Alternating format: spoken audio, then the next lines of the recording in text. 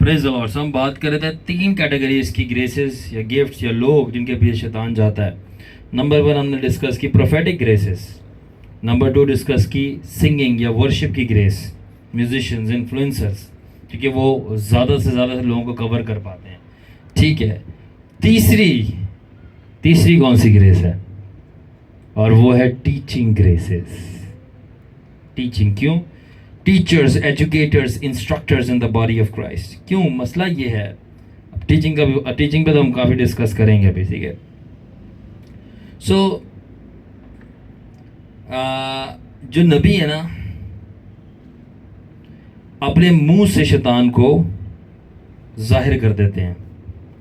जो वर्शिपर्स हैं वो अपने मुंह से शैतान को तबाह करते हैं, मतलब प्रस्तिश करते हैं तो उसको आग लगती है। मगर जो तालीम देने वाले हैं ना, टीचर्स, जो ये काम करते हैं ना, मैं बता रहा हूं वो नबी और प्रस्तार भी नहीं कर पाते। क्यों? वो इतनी ज़्यादा ये जो तालीम देने वाले मैसिव डैमेज करते हैं शैतान और उसकी बादशाही को, क्योंकि वो लोगों के दिमागों को और किरदारों को आने वाली नस्लों तक के लिए तैयार कर देते हैं कि लड़ना कैसे है। टीचर्स बड़े डेंजरस हैं। हालांकि ये कहने को छोटी फिंगर है टीचर की, मगर ये चलाती है सबको। ठीक है, सो इसलिए जब नबी मरता है तो उसकी नबूतें भी ज़्यादा देर याद नहीं रखी जाती। और इसी तरह परस्तार जब मरता है तो बहुत कम है कि उसके गीत चलें, मगर कितनी देर चलेंगे?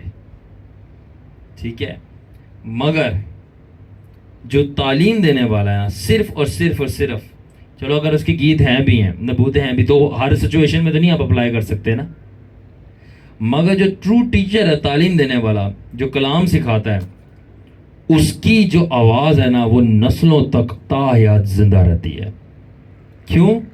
क्योंकि वो लोगों के दिमागों को खोलती रहती है और उनको ट्रेन करती रहती है, बिल्ड करती रहती है कि खुदा के वो ऑरिकल्स बने, मौजज़े वाले, मौजज़ा दिखाने वाले। आप कितनी ज़्यादा पुराने गाने सुनोगे, पुरानी प्रोफेसी रिपीट करोगे, ठीक है ना, मगर तालीम जो है पुराना, मैं आज भी पुराने सरमन जाके सुनता हूँ, कितने सुन लोगे आप? तो वो आपके दिमाग को खोलता है और आपकी अंडरस्टैंडिंग को रेडी करता है ताकि आप लॉन्ग रन में चलते रहो। और अब मैं आपको बताना चाहता हूँ एक और चीज़ बात, कि यीशु मसीह की जो फेवरेट मिनिस्ट्री थी, जिसके अंदर वो सबसे ज़्यादा फ्लो करता था, ना वो मौजे थे, ना वो बुदुरे निकालना था, ना वो शिफा देना था, वो टीचिंग मिनिस्ट्री थी। जीसस की फेवरेट मिनिस्ट्री टीचिंग मिनिस्ट्री। और अगर आप हमारे यूट्यूब पे जाकर जीसस सराफा मिनिस्ट्री देखें, साथ में लाइक एंड सब्सक्राइब ज़रूर कीजिएगा, तो आप उसकी डिस्क्रिप्शन के नीचे देखेंगे कि वहाँ पे लिखा हुआ हमारी मिनिस्ट्री भी टीचिंग एंड ट्रेनिंग मिनिस्ट्री है। तो एक्चुअली में जीसस की यही मिनिस्ट्री थी, टीचिंग एंड ट्रेनिंग। बाकी सारे तो जो है साथ में वो पैकेज था, साथ में काफ़ी सारे पैकेज चल रहे थे, काफ़ी सारी सिमें थी। ठीक है, ओके। इसीलिए शैतान जो है टीचर्स को अटैक करता है और उन मिनिस्टर्स को जिनको तालीम का तोड़ा दिया हुआ है। किसके साथ? इग्नोरेंस के साथ, कि इग्नोर करें, या परसिक्यूशन के साथ, जारसानी के साथ उनको अटैक करता है। धमकियाँ आएंगी, रिश्तेदार खिलाफ हो जाएंगे, ये बात वो बात। क्यों? क्योंकि वो सही तालीम दे रहा है, शैतान की बैंड बज रही है, इसलिए वो रिश्तेदारों को इस्तेमाल करता है, क्योंकि उनको पाल रहा होता है शैतान। हाँ, अपनों को इस्तेमाल करता ज़्यादा। आगे एंड में आपको समझ लग जाएगी क्यों। ठीक है, तो वेयर वाज आई? ऑलराइट। सो जिनको तालीम का तोड़ा, तो वो उनको इग्नोरेंस है। इग्नोर कौन सा? जो सब्जेक्ट बताने हैं ना, टॉपिक खतरनाक, जो खुदा के लोगों को खिलाड़ी बनाएंगे, खिलाड़ी भैया, वो नहीं बताने देगा। और जो उनको बेचारे को लावारिस बनाएंगे, बेचारा बनाएंगे, ठीक है ना, जख्मी मुर्गा बनाएंगे, वो टॉपिक वो बताने देगा, कोई मसला नहीं है। ठीक है, क्योंकि अगर उन्होंने बता दिए वो सब्जेक्ट तो शैतान को डैमेज देंगे। तो वो इसलिए परसिक्यूशन के डर से कि लोग हमारे खिलाफ हो जाएंगे, रिश्तेदार हमारे खिलाफ हो जाएंगे, तो वो तालीम उन पे देते ही नहीं है, ताकि वो सब इंसानों को राज़ी कर सके। मगर हम इंसान को राज़ी करने नहीं आए, हम यहाँ पे खुदावन को राज़ी करने आए हैं। इसलिए और इसीलिए क्योंकि अगर उनको सिखा दिया और वो तालीम पे बात करना शुरू हुई तो फिर एक दो नहीं मजमों के मजमे बल्कि काउंटलेस जनरेशंस तक वो तालीम गर्ज करेगी, गर्दिश करेगी। यहाँ पे भले फिजिकली मेरे पास लोग इतने ना बैठे हों, मगर YouTube के जरिए जो तालीम शाया हो जाती है, मुझे पता नहीं कौन कौन से बैरूनी मुल्क से भी उसका रिस्पॉन्स आ रहा होता है। तो मेरी मेहनत रायगा नहीं जाती। कहाँ कहाँ पे ट्रांसफॉर्मेशन हो रही है सिर्फ 1 घंटे के मैसेज से। 1 घंटे के मैसेज से लोगों की ना खत्म होने वाली हमेशा की जिंदगी संवर रही है। हमें और क्या चाहिए? Come on. सो कौन सा मैसेज है, जो कौन सा टॉपिक्स है जो शैतान बात नहीं करने देगा जिससे उसको डैमेज मिल सकती है? और वो है स्पिरिचुअल वॉरफेयर, कि लोगों को ट्रेन कर दिया जाए कि ना देखे हुए दुश्मन से कैसे लड़ना है, और बल्कि ना देखे हुए दुश्मन को भी कैसे देखना है, कि वो दिखेगा सिर्फ अपनी चालों से नहीं बल्कि आप रियल में उसको देख सकते हो। तो ये चीजें वो बताने नहीं देता, क्योंकि अगर आपको किसी ने पर्सनली प्रोफेसी दी है या गाना है, लॉन्ग रन के लिए वो लॉन्ग रन में अपने इफेक्ट को खो देता है। मगर राइट टीचिंग जो है, जो एक दफा दिमाग तैयार कर दिया, ओहो, एक दफा दिमाग तैयार कर दिया बच्चे का, चल भाई काका तैयार हो जा हूं, तो काका फिर पटाखा बनता है और वह शैतान की आंखों में जाके फटता है, फिर वो अंधा हो जाता है, वो नजर नहीं आ रहा। सही है। तो ट्रेन माइंड, टीचिंग क्या करती है? माइंड को ट्रेन कर देती है ताकि जो की गई नबूवत है आप उसमें खड़े रहो, और जो आपका मनपसंद गाना है, गीत है, उसको आप गाते रहो। क्योंकि अगर माइंड ट्रेन नहीं हुआ तो थोड़ी देर के बाद आप गीतों के बजाय फिल्मी गाने शुरू हो जाओगे, और वो नबूवत रिमाइंड करने के बजाय रिपीट गालियां शुरू हो जाओगे। इसलिए तालीम सबसे पावरफुल हथियार है। Never neglected. All right. इसलिए राइट टीचिंग जो है ना, फाउंडेशन है प्रोफेसी की भी और सॉन्ग्स की भी। प्रोफेसी जो है वो रिवील करती है फ्यूचर को, और जो सॉन्ग्स हैं वो आपको इमोशनली मोटिवेट करते हैं। मगर जो टीचिंग है, प्रोफेसी फ्यूचर के बारे में बताती है, और सॉन्ग्स जो हैं वर्शिप, वो आपको इमोशनली फ्यूचर के लिए मोटिवेट करती है कि आगे जा। मगर जो टीचिंग है वो एक्चुअली में आपको तैयार करती है और वहां पे लेके जाती है किस तरह, विजडम, अंडरस्टैंडिंग से, मेंटल फ्यूल के साथ, सेंसिबिलिटी के साथ, कि जो नबूवत की है उसको पकड़ा रहे, और वो जो गाना जिससे तेरे को मोटिवेशन मिल रही है उसको सुनता रहे, ताकि कुछ भी करके तो फ्यूचर में पहुंचे। तो तालीम जो है, माय गॉड, आप लोगों को शायद समझ भी लग रही है। तो जो तालीम है वो नबूवत और वर्शिप से ज्यादा जरूरी है। इसीलिए just a moment, Jesus glorious. So इसीलिए मेरे से एक दफा अवेज पूछ रहा था, अपोस्टल अवेज वाज आस्किंग मी, डैरा, कि does encounter with the lord changes your life in the long run? क्या खुदावन के साथ तजर्बे, आसमान पे जाना, रोया देखना, गहरे गहरे सुपर नेचुरल तजर्बे, क्या हमारी जिंदगी को लॉन्ग रन में तब्दील करते हैं? मैंने कहा नहीं। And he said how? I said अगर करते होते थे तो मैं पाकिस्तान में परफेक्ट इंसान होता, क्योंकि जो इस तरह मुझे तजर्बे हुए हैं ना, it's very rare, high dimensions में। I'm telling you, मैं तो उत्थे ही हाँ, वही इंसान, वही खून, वही बदन, वही उत्थे ही हाँ। तो फिर I'm telling you, मेरी सीक्रेट क्या है? मेरा सीक्रेट लाइफ का, अगर मैं डेवलप हुआ हूँ और यहाँ पे खड़ा हूँ, और लोग पीपल लोग मुझे कॉपी करते हैं, फॉलो करते हैं इन राइट सेंस, कि यार इसको हम देख के हम कर सकते हैं, मतलब सहारा मिलता है उनको। मुझे मेरे बड़ों को देख के सहारा मिलता है। सदर सुंदर सेल्वराज हो गए, दिनाकरन हो गए, नेवल जॉनसन, सेक्टर बेनियन। तो हम इसी तरह अपने बड़ों को देख के मोटिवेशन लेते हैं, सहारा लेते हैं। So when they and I said Awez, अगर होते सुपर नेचुरल तजर्बात, रोया ख्वाब, ये वो गैर जुबानें, तो मैं बड़ा परफेक्ट इंसान होता। मेरे बड़ी देर से चल रही हैं इससे सारे पैकेज। तो देन ही सेड अगर इनकाउंटर्स नहीं आपको चेंज करते डैडा, तो फिर क्या चेंज करता है इन टर्म्स ऑफ ट्रांसफॉर्मेशन, कि आप डेवलप हो, बेहतर हो, आप अपनी जंगें लड़ सको, आप पुराने जो कमज़ोरियों उसमें आप राइज करते हो, एकदम नहीं बल्कि ग्रेजुअली राइज करते हो। देखो आई सेड तुम हैरान हो जाओगे, आंसर बड़ा सिंपल है। And he said what? I said teaching and learning. I said what? I said yes. I said go and study your weakness, check out the loopholes and learn how to overcome. That's it.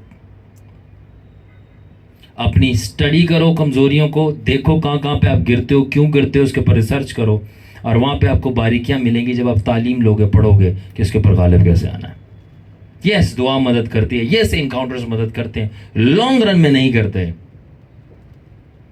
Long run में नहीं करते। अब मुझे ये बताओ कि जिसको cigarette पीने की आदत पड़ी हुई है वो गैर ज़ुबानों को क्या करे? Tell me. जिसको शराब पीने की आदत पड़ी हुई है वो रोया देख के क्या करेगा? उसकी शराब तो जा नहीं रही, वो रोया देख के भी दोज़ख ही जा रहा है। तो ये बात कर रहा हूँ मैं। This is what I am talking about, this is what I am talking about. ठीक है, अब समझ आ गई? सो अब हम आते हैं आगे। So that's why it's learning, it's teaching. जो टीचिंग सबसे पावरफुल है।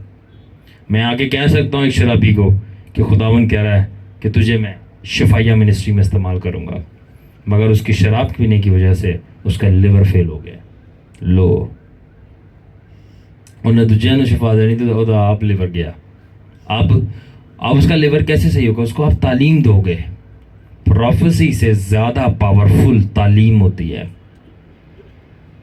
उसको तालीम दोगे, उसका दिमाग, उसकी तालीम राइट टीचिंग से उसकी पहले शराब से जान छुड़वाओगे और राइट तालीम से उसको मोटिवेट सबसे पहले करोगे, भाई तू कर सकता है, तू छोड़ सकता है, एंड सो ऑन। तो जो टीचिंग काम कर दिखाएगी ना, वो कोई नबूवत भी नहीं करेगी।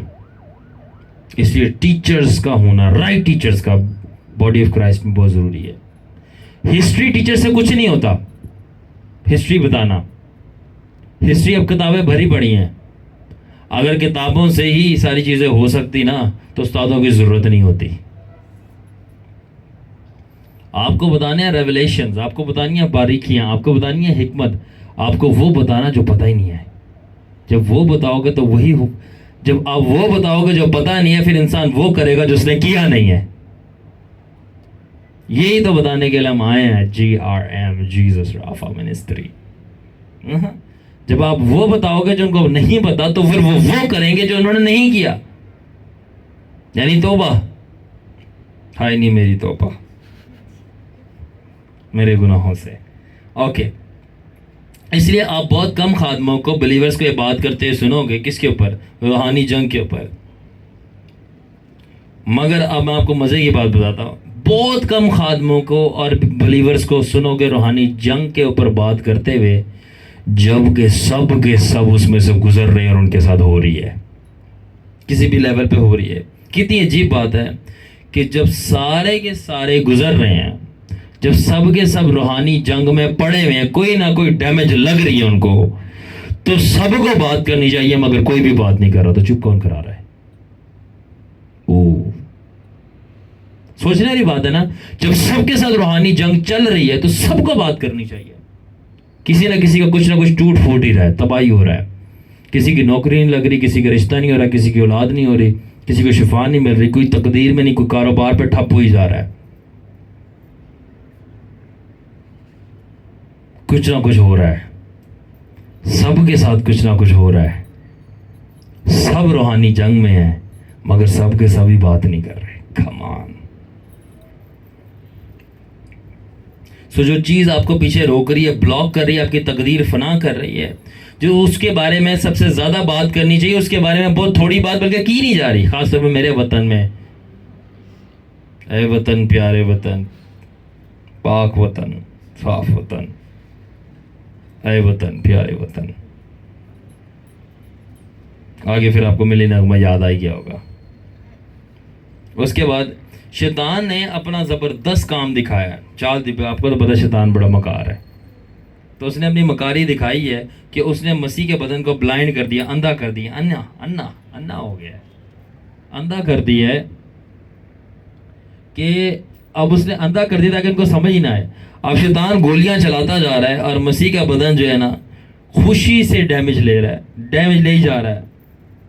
ठीक है, उसको पता ही नहीं कि उसको गोलियां मारी जा रही हैं।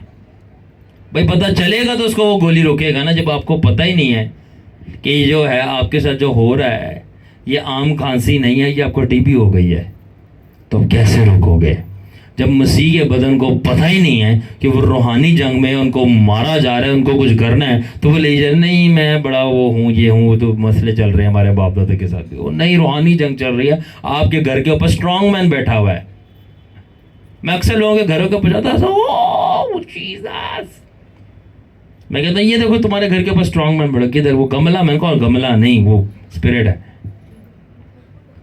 मैं पूरे पूरे इलाकों में जाता हूँ, पूरे के पूरे इलाकों के जो प्रिंस हैं वो मेरे को आगे कहते हैं greetings man of God, why are you here? I said nothing, बस एक विजिट पे आया, सॉरी किसी ने बुलाया था, तेरे को तंग नहीं करने आया मैं। अब मैं वहां से जब होके चला जाता, जिसके घर में विजिट आया था, तो फिर उस प्रिंस की उनके घर में विजिटेशन हो जाती है। ट्रू स्टोरी, मजाक नहीं कर रहा मैं। आई विटनेस है, आपको मैं गवाही के तौर पे पेश भी कर दूंगा। जो मेरे साथ मेरे शिकीर उनको पता है, दे रिकग्नाइज द रैंक, वो रैंक को रिकग्नाइज करते हैं। That's why I say I am not a traditional pastor, by the grace and manifold mercies of God I am Holy Ghost commando. रूहुल कुदस के हम कमांडो हैं। आमीन। सो अब उसने क्या किया है कि उसने कर दिया है कि अंधा बेवकूफ़ बनाया हुआ है कि लोगों को पता ना चले, अवेयरनेस सादा लफ्जों में ना फैले कि इसकी रूहानी जंग की, कि वो रूहानी जंग में और शैतान गोलियां चलाई जा रहा है, मसीह के बदन छन्नी हुआ जा रहा है। उनको पता ना चले कि रूहानी जंग के अंदर उनके साथ रूहानी जंग की जा रही है, ताकि वो भी जो रूहानी गुंडे हैं उनसे जंग करना सीख लें। Spiritual criminals and gangsters of underworld. English में बोलना चाहूंगा, spiritual warfare is happening the most but spoken the least. सबसे ज्यादा ये हो रही है, सबसे कम बात क्यों हो रही है इसकी? The greatest battle yet the least taught, सबसे बड़ा जंग है, सबसे बड़ा मसला यही है, रूहानी जंग। तो फिर सबसे कम क्यों सिखाया जा रहा है? I want to ask you why. Ashi, don't you think कोई प्रोपेगेंडा है पीछे? सबसे ज्यादा अगर ये चल रहा है तो क्यों सबसे ज्यादा सिखाया जाना चाहिए? भाई देखो, अगर आपको वर्ल्ड वाइड कोरोना फैला था, हर जगह कोरोना की वैक्सीन चल रही है, corona corona corona corona,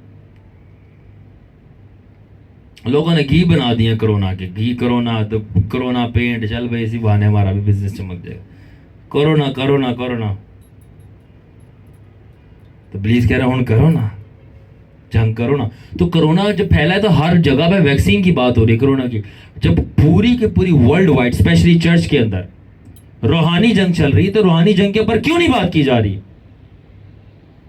come on, tell people. और फिर सबसे बढ़कर उनको सिखाया क्यों नहीं जा रहा कि फाइट बैक कैसे करना है? हम भी तो पिटने के लिए आए हैं सिर्फ। हम खुदावन का नाम लेके छू यीशु के नाम से निकल जाओ, तो चार हमारे गिरा जाता है वो। तो ये क्यों नहीं जंग सिखाई जा रही? उसके बाद the unspoken battle everyone faces yet not everyone talks। ना बताया जाने वाला, बोले जाने वाला जो ये जंग है, ये चल रही है, मगर कोई बात नहीं कर रहा इसके बारे में। सो ये सिर्फ आपके पास ब्रीफ इंट्रोडक्शन था। This was just the brief introduction. आपके पास सिर्फ ये ब्रीफ इंट्रोडक्शन था कि रूहानी जंग है क्या। अब हम चलते हैं कि अब ये इंट्रोडक्शन, अब चलते हैं कि रूहानी जंग है क्या, बेसिक्स ऑफ स्पिरिचुअल वॉरफेयर। ठीक है, are you ready? Are you ready? So इससे पहले कि हम इस सब्जेक्ट के अंदर जाएं, मैं आपको फार्मूला देता हूं एक। इस फार्मूले को आपने याद करना है, ठीक है? और वो फार्मूला क्या है? रूहानी जंग के 3 असूल हैं। कितने असूल हैं? और वो हैं IEI। और वो IEI क्या है? Identification, education, implementation. सबसे पहले आपने आइडेंटिफाई करना है रूहानी जंग हो रही है, और उसके मुताबिक एजुकेशन देनी है, और तीसरी चीज, आपने फिर जो एजुकेशन दी है उसके ऊपर इंप्लीमेंट करना है। बूम, और शैतान गिर जाएगा। सो अब हम सिर्फ आज जो है ना सिर्फ आइडेंटिफिकेशन की बात करेंगे।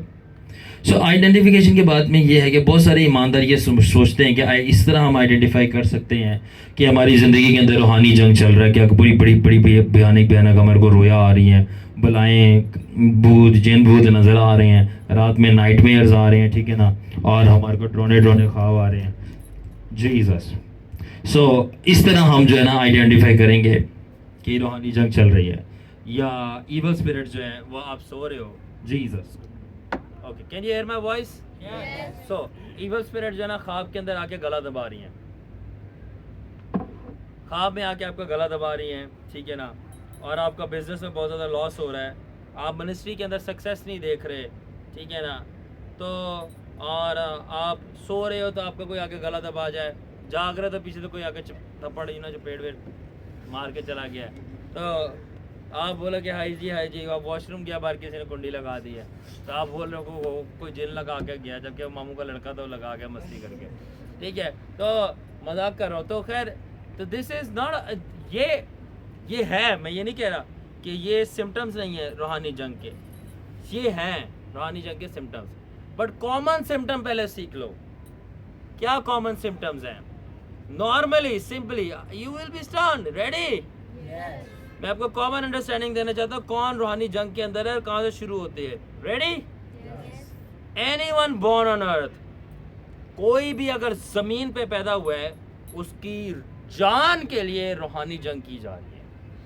कोई भी एनीवन बोर्न ऑन अर्थ, उसकी जान के लिए रूहानी जंग की जा रही है। या तो उसको आसमान पे लेकर जाया जाए या तो उसको दोज़ख में लेकर जाया जाए, यानी खुदा की साथ और इब्लीस की दोनों टसल कर रहे हैं कि इस रूह को हम अपनी तरफ खींचें। दूसरी बात, कोई भी मसीह में पैदा हुआ है, ठीक है, उसके साथ रूहानी जंग की जाएगी। किसकी?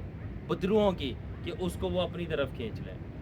तीसरी चीज़, कोई भी शैतान की बादशाही में एंटर हो गया और उसने अपनी जान बेच दी है, इब्लीस को बेच दी है, तो अब उसकी भी रूहानी जंग रहेगी खुदा के साथ, खुदा भी उसकी अदालत करके छोड़ेगा। 3 तरीके, कोई ज़मीन पे पैदा हो गया, रूहानी जंग शुरू। दूसरी बात, कोई मसीह में पैदा हो गया, इब्लीस के साथ रूहानी जंग शुरू। कोई इब्लीस को अपनी जान दे बैठा है, बेच दी, तो खुदा की उसके साथ रूहानी जंग शुरू। तो ऐसे करो चाहे वैसे करो, बच्चों आप बच नहीं सकते, रूहानी जंग करनी है। सबसे आसान फार्मूला है, अगर आप ज़मीन पे पैदा हो गया, रूहानी जंग शुरू है, आपको एक ना एक पावर, या तो खुदा या तो इब्लीस, कहीं ना कहीं पहुँचा के छोड़ेगा। तो अपना फैसला कर लो, फैसला कर लो। फिर नोमा भाई आ जाते हैं अपने हारमोनियम के साथ ये गीत गाने के लिए, तुम किसकी परस्तिश करोगे, ऐसे ही है, ठीक है। ऑलराइट,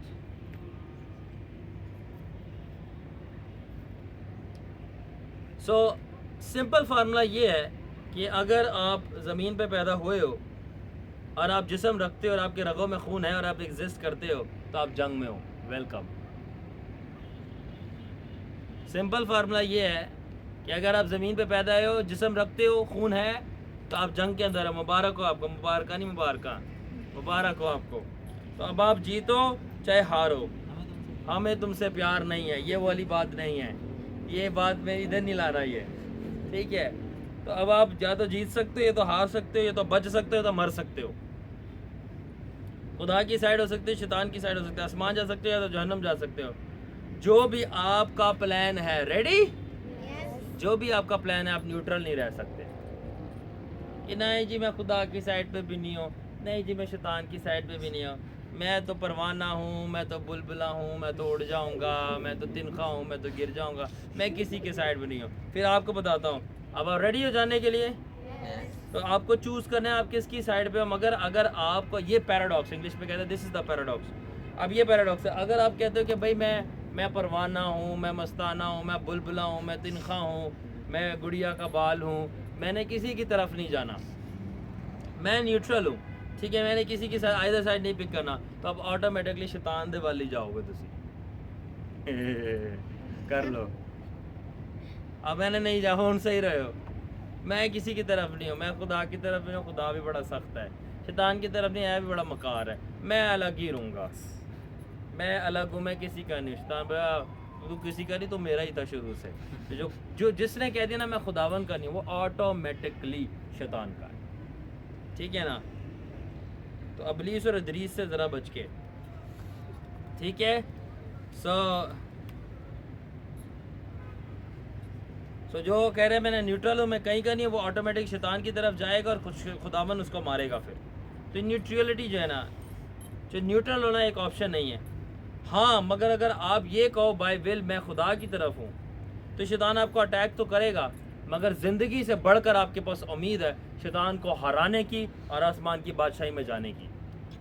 मगर अगर आप गलत चुन लो, क्या बोला चला मैं शैतान के साथ हूँ, तो याद रखना बेटा, ये वाली बात नहीं है बैटरी तो हो सिर्फ साका, ये वाली बात नहीं है। ये याद रखना कि शैतान की तरफ आप चले तो जाओगे, वो याशियाँ भी करवा देगा और साका की बैटरियाँ भी लगा देगा, मगर याद रखना खुदा से मुकाबला करके कोई ज़ात जीत नहीं पाई। खुदा से एक मुकाबला करके कोई पावर जीत नहीं पाई, कितनी भी कोई बड़ी हस्ती पावर हुई हो, कोई जीत नहीं पाई खुदावन से मुकाबला करके। तो भले ही अगर आप खुदावन के साथ हो जाओ तो फिर तो आपने जीतना है, मगर अगर शैतान के साथ हो जाओ तो फिर जीतने का कोई तसव्वुर पैदा नहीं होता, फिर आपने हारना ही हारना है, चाहे कुछ भी हो जाए। तो इसलिए ये कॉमन सेंस, रूह की कॉमन सेंस है। See, now I have to teach common sense। मुझे कॉमन सेंस सिखाना पड़ रहा है, कॉमन सेंस जो कि कॉमन सेंस नहीं होती। और फॉर एग्जांपल मैंने एक कमर्शियल देखा था छोटे वक्त कॉमन सेंस का, वो ये था, यू नो बॉयज़ जब स्कूल जाते हैं वो लेसेस बांधते हैं। अब लेसेस बांधने के लिए आपको ज़हरी बात है ऐसे झुकना पड़ता है, ठीक है। तो अगर आपके ऊपर कोई थोड़ी एलिवेटेड जगह हो तो आप ऐसे उसके ऊपर अपना पैर रख के आराम से बांध लो। अब कॉमन सेंस कहती है भाई पैर ऊपर एलिवेटेड जगह पर तू पैर रख और उसके लेसेस बांध ले। आप सीधे पैर का बांधना है तो सीधा पैर रखना है। अब वो कमर्शियल में बड़ा ज़बरदस्त दिखाया था कि लोगों के पास कॉमन सेंस जब ख़त्म हुए तो क्या होता है, तो उसने उल्टा पैर रखा होता और वो नीचे बांधने की कोशिश कर रहा था, अब वो नहीं बांध पा रहा। तो आज क्रिश्चियनों का भी यही हाल है, कॉमन सेंस ही नहीं है, common sense which is not common. जो ज़्यादा खिलखिला रहे हैं शायद वो, सॉरी मैंने कुछ नहीं बोला, सही है। अब मैं कुछ गहरी गहरी बातें कहने जा रहा हूँ, जैसे कि हमने गीत भी गाया, गहरी गहरी तेरी बातें हंसती है बेमिसाल। ओके,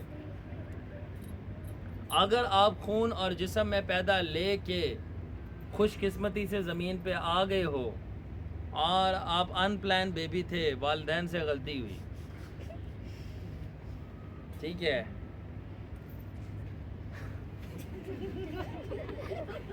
तब गलती से जंग में आ गए हो, अब बच्चा या तो राइफल फाड़ ला है या तो माफ़ी मांग ला है, क्योंकि तेरे नाल होनी हुण बुरी है, कुछ भी तो कर ले, तेरे नाल होनी बुरी है। मैंने एक दफ़ा टीचिंग करा था, अपने शागिर्दों को बता दिया कि भाई हमें बेबीज़ जो है ना प्लान करके करने चाहिए, क्योंकि खुदा का हर एक फ़र्द बशर के लिए प्लान है।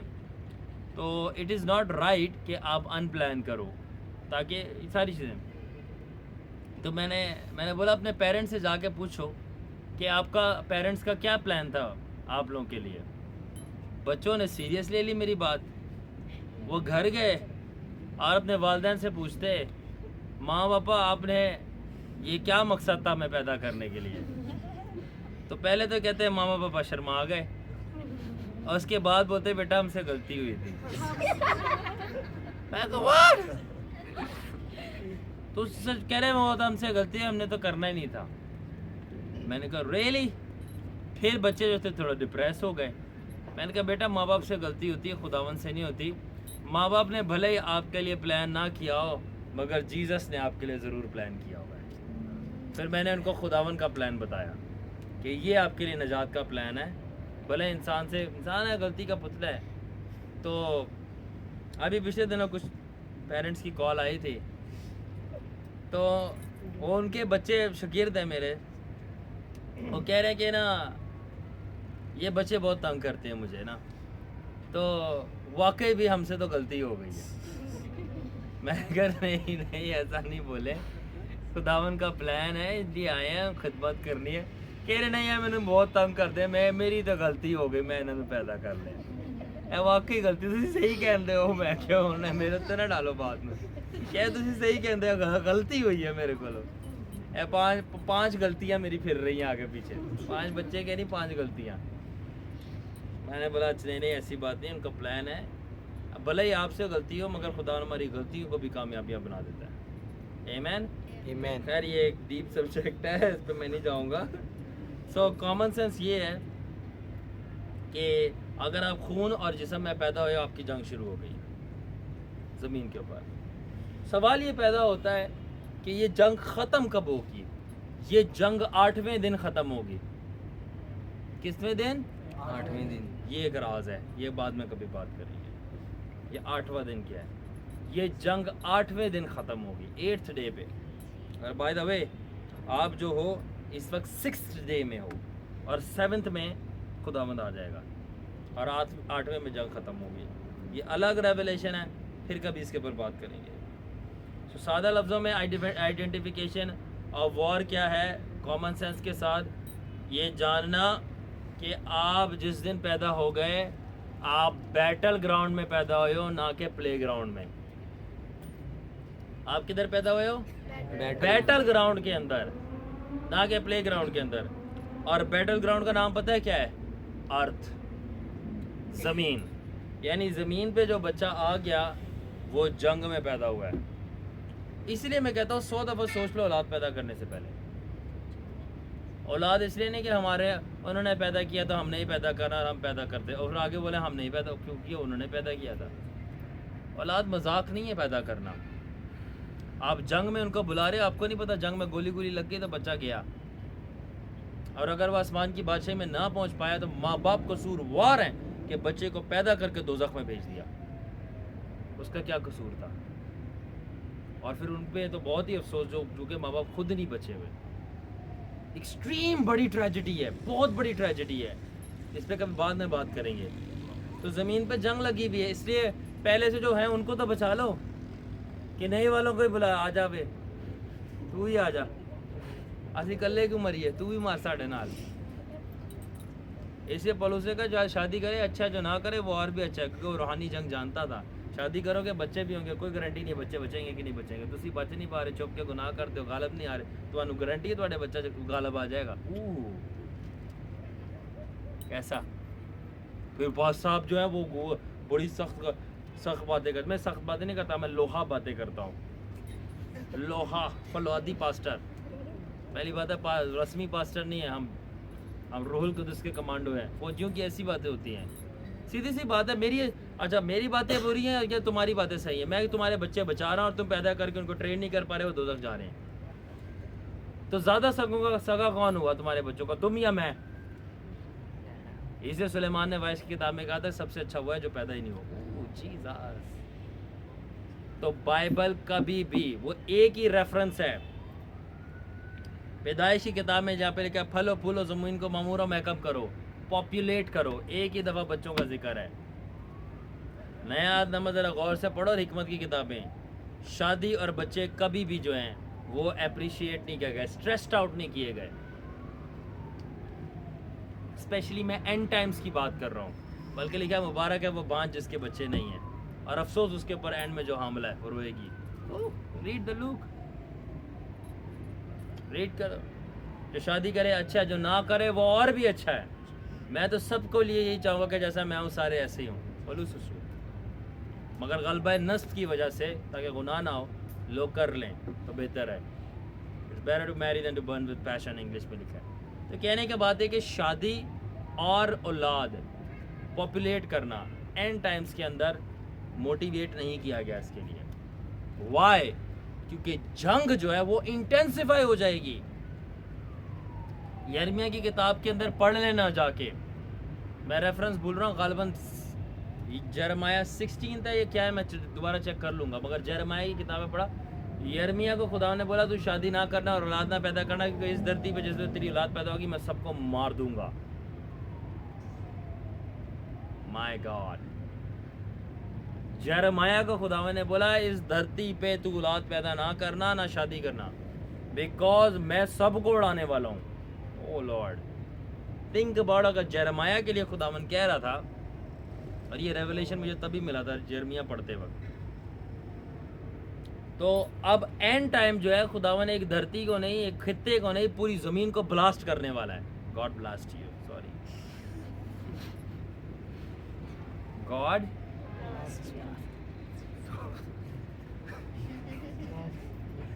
गॉड ब्लेस यू, ब्लास्ट ही बन गया है। तो खुदावन वर्ल्ड को डिस्ट्रॉय करने वाला है। Think about it 1000 times. इससे पहले बच्चे लाओ, उनका प्रॉपर प्लान अगर नहीं है, इट्स बेटर नॉट। मैंने टेस्टिमनीज लोगों की सुनी है, हेल के अंदर बच्चे चिल्ला रहे हैं और माँ बाप को कोस रहे हैं कि इन्होंने हमें यहाँ पे भेजा है, बिकॉज इन्होंने हमें जीसस के बारे में नहीं बताया।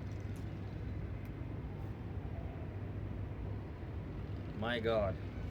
नेवल जॉनसन मेरे एक बड़े फेवरेट नबी हैं, उन्होंने एक मुकाशवा दिया था रूहानी जंग के ऊपर। उन्होंने बोला था ज़मीन के जो मुश्किल हालात हैं, सख्तियाँ हैं, कड़वी चीज़ें हैं, वो बेहतरीन इन्वायरमेंट है खुदा के बेटों को पैदा करने के लिए।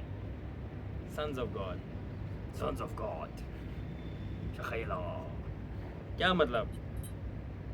ज़मीन के ऊपर इनफ हार्डशिप है, डिफ़िकल्टीज़ हैं, मुश्किलात हैं, यानी ये मुश्किलात और डिफ़िकल्टीज़ परफेक्ट कंडीशंस पैदा करती हैं कि खुदा के बेटे जो कि हम लोग हैं वो प्रिपेयर हो सके इस जंग के ज़रिए, ताकि 1000 साल बादशाही, न्यू यरूशलेम की ना ख़त्म वाली हमेशा की ज़िंदगी, और उसके बाद जब 8वां दिन शुरू होगा तो अब्दुल्लाबाद की बादशाही के लिए फ़ौजी इस ज़मीन के ऊपर मुश्किलात में और मौतों के ज़रिए तैयार हो गए। कुछ समझ भी लगी मैंने कहा क्या? It's so deep. ये ज़मीन की जो मुश्किलात हैं, कड़वी चीज़ें हैं, प्रॉब्लम्स हैं, ये परफेक्ट हालात हैं खुदा के बेटों को फ़ौजी बनाने के लिए, ताकि जब वो मरेंगे तो नंबर 1 जो 1000 साल बादशाही तैयार होगी खुदावन की, उसमें हुकूमत के लिए वो अभी रेडी हो रहे हैं मुश्किलात के ज़रिए जो ज़मीन पे है। नंबर 2, जब नया यरूशलेम ऊपर से उतरेगा तो वो अभी फ़ाइट इसलिए करना सीख रहे हैं ताकि वो बाद में रूल कर सकें, क्योंकि एक रूलर फाइटर होता है। और उसके बाद जब 1000 साल बादशाही ख़त्म, न्यू यरूशलेम उतर गया, फिर 8वां दिन शुरू होगा। ये बाद में कभी डिस्कस करना मेरे साथ। क्या मतलब? जब पलटेगा खुदा, डब्बा वापस लाएगा, कर कर कर कर कर कर, क्या मतलब?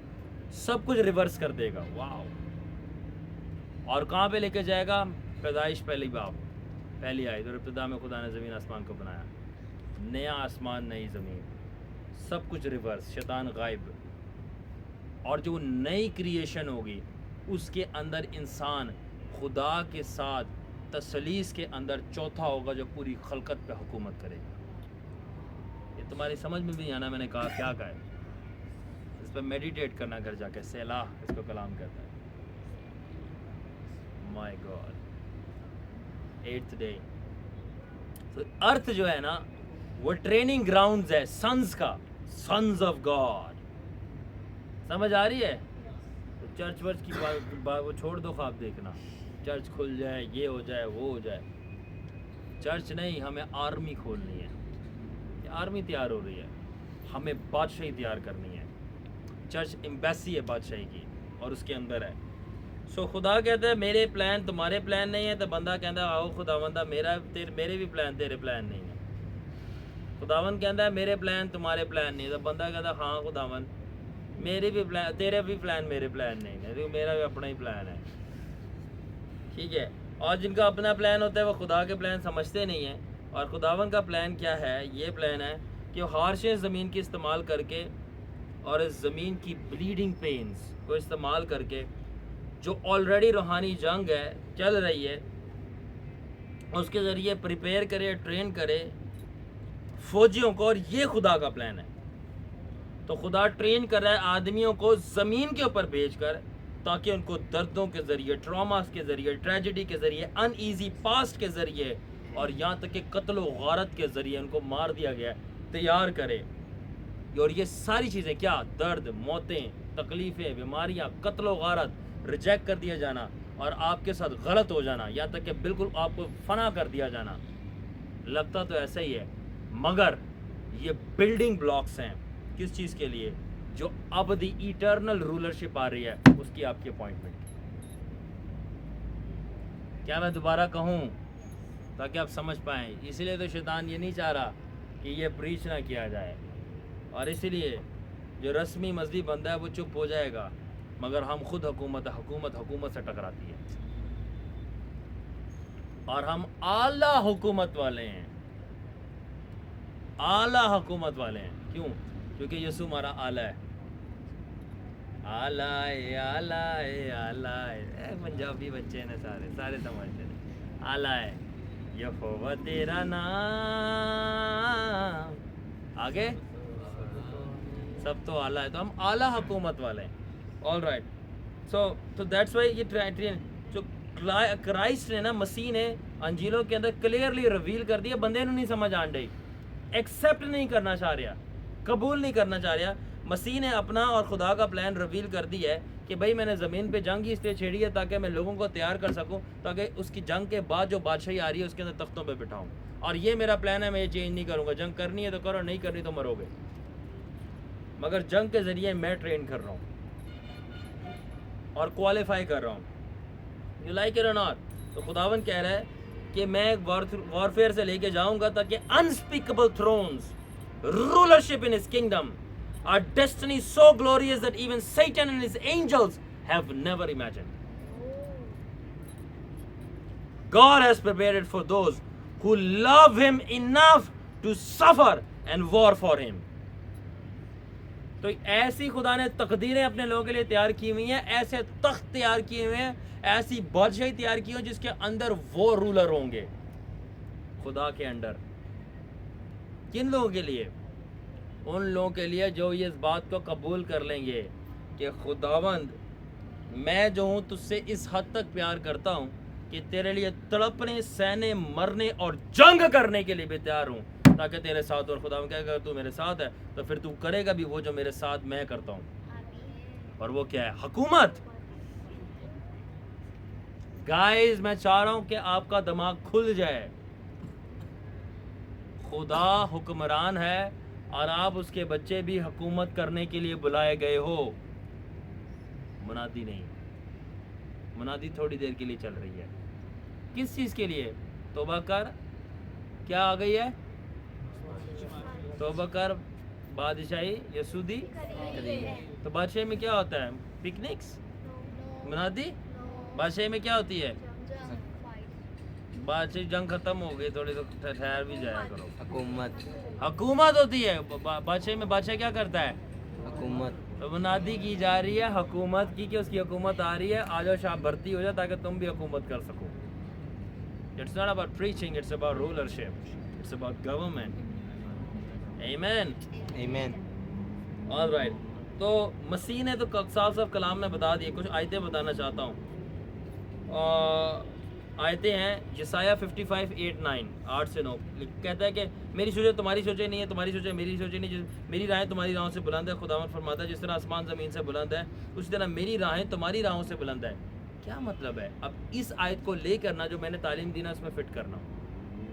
मेरी सोचें तुम्हारी सोचें से बुलंद है, मेरी राहें तुम्हारी राहों से बुलंद। क्या मतलब है? कि तुम चाह रहे हो कि तुम थोड़ी देर रेस्ट करो, मैंने तुम्हारे लिए सोच ये रखा है कि तुम मेरे साथ हुकूमत करो, मगर अभी तड़प लो, अभी जंग कर लो, तैयार हो जा, ताकि 1000 साल बादशाही ना ख़त्म वाली ज़िंदगी यरूशलेम में, और उसके बाद 8वां दिन शुरू होगा जब मैं सबको रिवर्स करूँगा। इन तीनों डेकेड्स में, 3 फेजेस में, 1000 साल, न्यू यरूशलेम जिसके अंदर हमेशा की ज़िंदगी है, और उसके बाद 8वां दिन जो शुरू होगा, यानी सारी खलकत रिवर्स हो जाएगी। आप लोगों को तो पता भी नहीं कौन कौन सी मखलूक़ात होंगी, उनके ऊपर इंसान तसलीस के बाद चौथा, क्योंकि खुदा की शबी पे है ना, और मानद है अपनी ओरिजिनल पावर में जो एडम के पास थी उससे भी कहीं ज़्यादा बढ़कर मसीह की पावर में सब पे रूल करेगा। और खुदा के तख्त के करीब करोबी नहीं होंगे, ना सराफीन होंगे सब, और ना ही ऑफनिम्स होंगे। खुदावन के तख्त के जो सबसे करीब मखलूक होगी वो ना ऑफनिम्स, ना चेरबिम्स, ना ही सेराफिम्स, बल्कि ह्यूमंस होंगे। और हम सेलेस्टियल कॉस्मोस की वर्शिप को लीड करेंगे, ना कि फरिश्ते। वाओ, तो समझ भी आई? इंसान फरिश्तों को बताएगा कि परस्तिश और हमदो सना कैसे करनी है, क्योंकि हम उसकी शबीह, हम बिल्ट हैं उस तरह, और उसकी कीमत हम अभी अदा कर रहे हैं। किस तरह भला? अपना गला कटवा के। This is how we doing it. और जो कह रहे हैं नहीं, वो दोज़ख जाने के लिए तैयार हो जाए। That's how it is. जो कीमत नहीं अदा करना चाह रहे, इसीलिए मसीहत बहुत महंगी है, सस्ती नहीं है, बिकॉज हमारे पास राज हैं बादशाही के, और ये वो राज है। आप इंजॉय कर रहे हो? मैं जल्दी जल्दी चलना चाहूँगा। इमसाल 19 बाब की 21 आयत में लिखा है, इंसान के दिल में बहुत सारे प्लान्स होते हैं, मगर खुदाबंदी का प्लान कामयाब होता है। क्या मतलब है? इंसान के दिल में प्लान है, खिदमत करूँगा, मनाती करूँगा, चर्च करूँगा, कलीसिया करूँगा, मर जाऊँगा। तो हम कह रहे हैं ना काका, ना काका, नहीं, बैटरी हो तो सिर्फ साका नहीं। ये इधर बात ये है कि खुदा बैटरी चार्ज कर रहा है आपकी। क्या मतलब कि आपने भले ये प्लान अपना ये ले सोचा हुआ कि सुकून की ज़िंदगी होगी, गाड़ी होगी, आपको नहीं पता खुदावन कह रहा है मेरा प्लान है, मैंने तुझे पिटवाना है, मरवाना है, सही आजमाना है, सही दुखी करना है, रिजेक्ट करवाना है, और उसके बाद मैं तेरे को बादशाही में लेके जाऊँगा और अपने साथ बिठा कर रूल करवाऊँगा। This is my plan. तो मैं आपको आज आयतों के भी तर्जुमे करके दे रहा। फिर लिखा है 2 तिमोथियुस 2 बाब की 12 के अंदर, if we suffer also shall reign with him. Oh, अगर हम उसके साथ सहेंगे, तड़पेंगे, तो उसके साथ हुकूमत भी करेंगे। कलाम में साफ लिखा है, पढ़ो समझो। ओ, समझाने वाला कोई नहीं है, आ गए ना, फिर हम समझा रहा हूँ, ठीक है ना। और आगे भी लिखा है, जरा ये भी समझ लो, if we deny him he will also deny. अगर हम उसका इनकार करेंगे, वो भी हमारा इनकार करेगा। अगर बोलेंगे खुदा हम सानू नहीं हुकूमत चाहिए थी, असी इत्थे ही सही हैं, तो खुदा बोलेगा तुसी इत्थे भी सही नहीं, तुसी और थल्ले जाओ हुण। और तुहानू पता है वो थोड़ी सी माइक्रो ओवन जहा जरा थोड़ा सा रोटियां पकड़ रही हैं उत्थे, ठीक है। लूका 22 बाब 29 से 30 आयत तक क्या लिखा है, and I appoint unto you a kingdom as my father has appointed unto me. Wow, तो मैं तुम्हारे लिए एक बादशाही तैयार करता हूँ जैसे मेरे बाप ने मेरे लिए बादशाही तैयार की है। तो बात ही बादशाही की चल रही है, चर्च का तो कोई जिक्र ही नहीं है। माय गॉड, यारी बादशाही की हो रही है। और फिर आगे लिखा, that ye may also drink at my table in my kingdom, ताकि तुम मेरे मेज पे मेरे साथ बैठ के खा पी सको, and sit on thrones judging the 12 tribes of Israel, और तुम तख्तों पे मेरे साथ बैठ सको इसराइल के 12 कबीलों का इंसाफ करने के लिए। और मैं तुमसे कहता हूँ 12 से बढ़कर। ये सिर्फ एक पिक्चर दिखाई गई है बाइबल में, मगर मैं रूह से आपको इससे बढ़ के बताता हूँ। 1000 साल बादशाही में से 12 कबीले का इंसाफ नहीं होगा, कौमों का होगा। और नए यरूशलेम के अंदर ज़मीन वाले बाहर होंगे। oh, क्या समझे? ये आप खुदावन के लोग अंदर होंगे, बाकी ये नहीं कि हम ही हैं सिर्फ हम घूम रहे हैं, हेलो अलियान कैसे हो, रासबाज अलियान, हेलो सादिक आशिर अरबा, कोई और है ही नहीं, हंसी है सिर्फ इत्थे। इंज नहीं होएगा। नए यरूशलेम ज़मीनियों के सामने उतरेगा और छाती पीटेंगे वो, हमें अंदर जाने दो, जिस तरह नूह की कश्ती के वक्त में हुआ था। वो बाहर वहीं होंगे। अभी ये भी बाद में बताऊंगा, रेवलेशन में लिखा है कि दरवाज़ा बंद कर दिया जाएगा और फिर बाहर वाले अंदर नहीं आ सकेंगे, बाहर वाले अंदर नहीं आ सकेंगे। समझ गए ना अक्लमंद के? तो बाहर लोग हैं, कुछ होंगे पाकिस्तानी है बाहर, तो नहीं रिश्वत चलेगी गार्ड को, फरिश्ते नहीं रिश्वत देते, अंदर नहीं आने देंगे। फिर 8th डे पे तो सब चीज़ें रिवर्स होंगी, पता नहीं उन्होंने भी होना है कि नहीं होना, ठीक है। उसके बाद रोमिया 8 बाब के 18 आयत, कि अगर मैं इस वक्त हाजिर वक्त में सहूँगा तो फिर जब वो जलाल में आएगा तो जलाल भी पाऊँगा।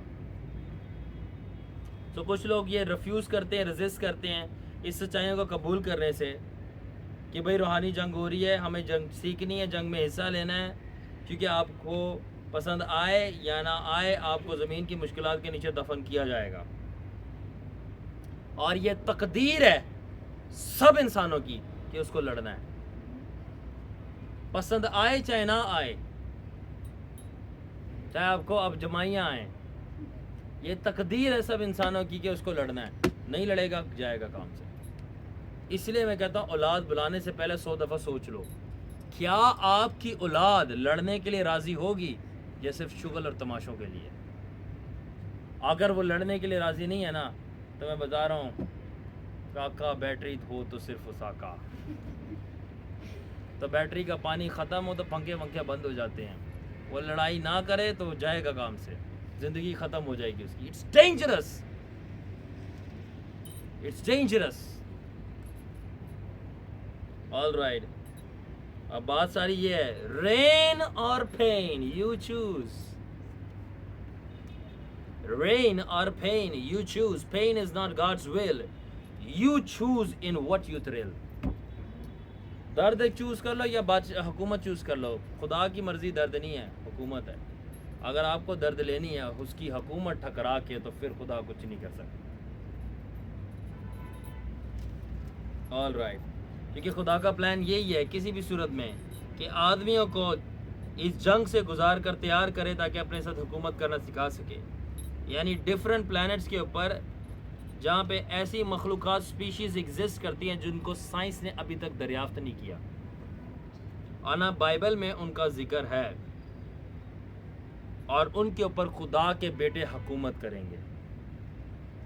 अब बोलो बच्चे नहीं है तो तुसी कितना दसन हम तो नहीं वो मानेंगे, बाइबल में नहीं है हम तो नहीं वो मानेंगे।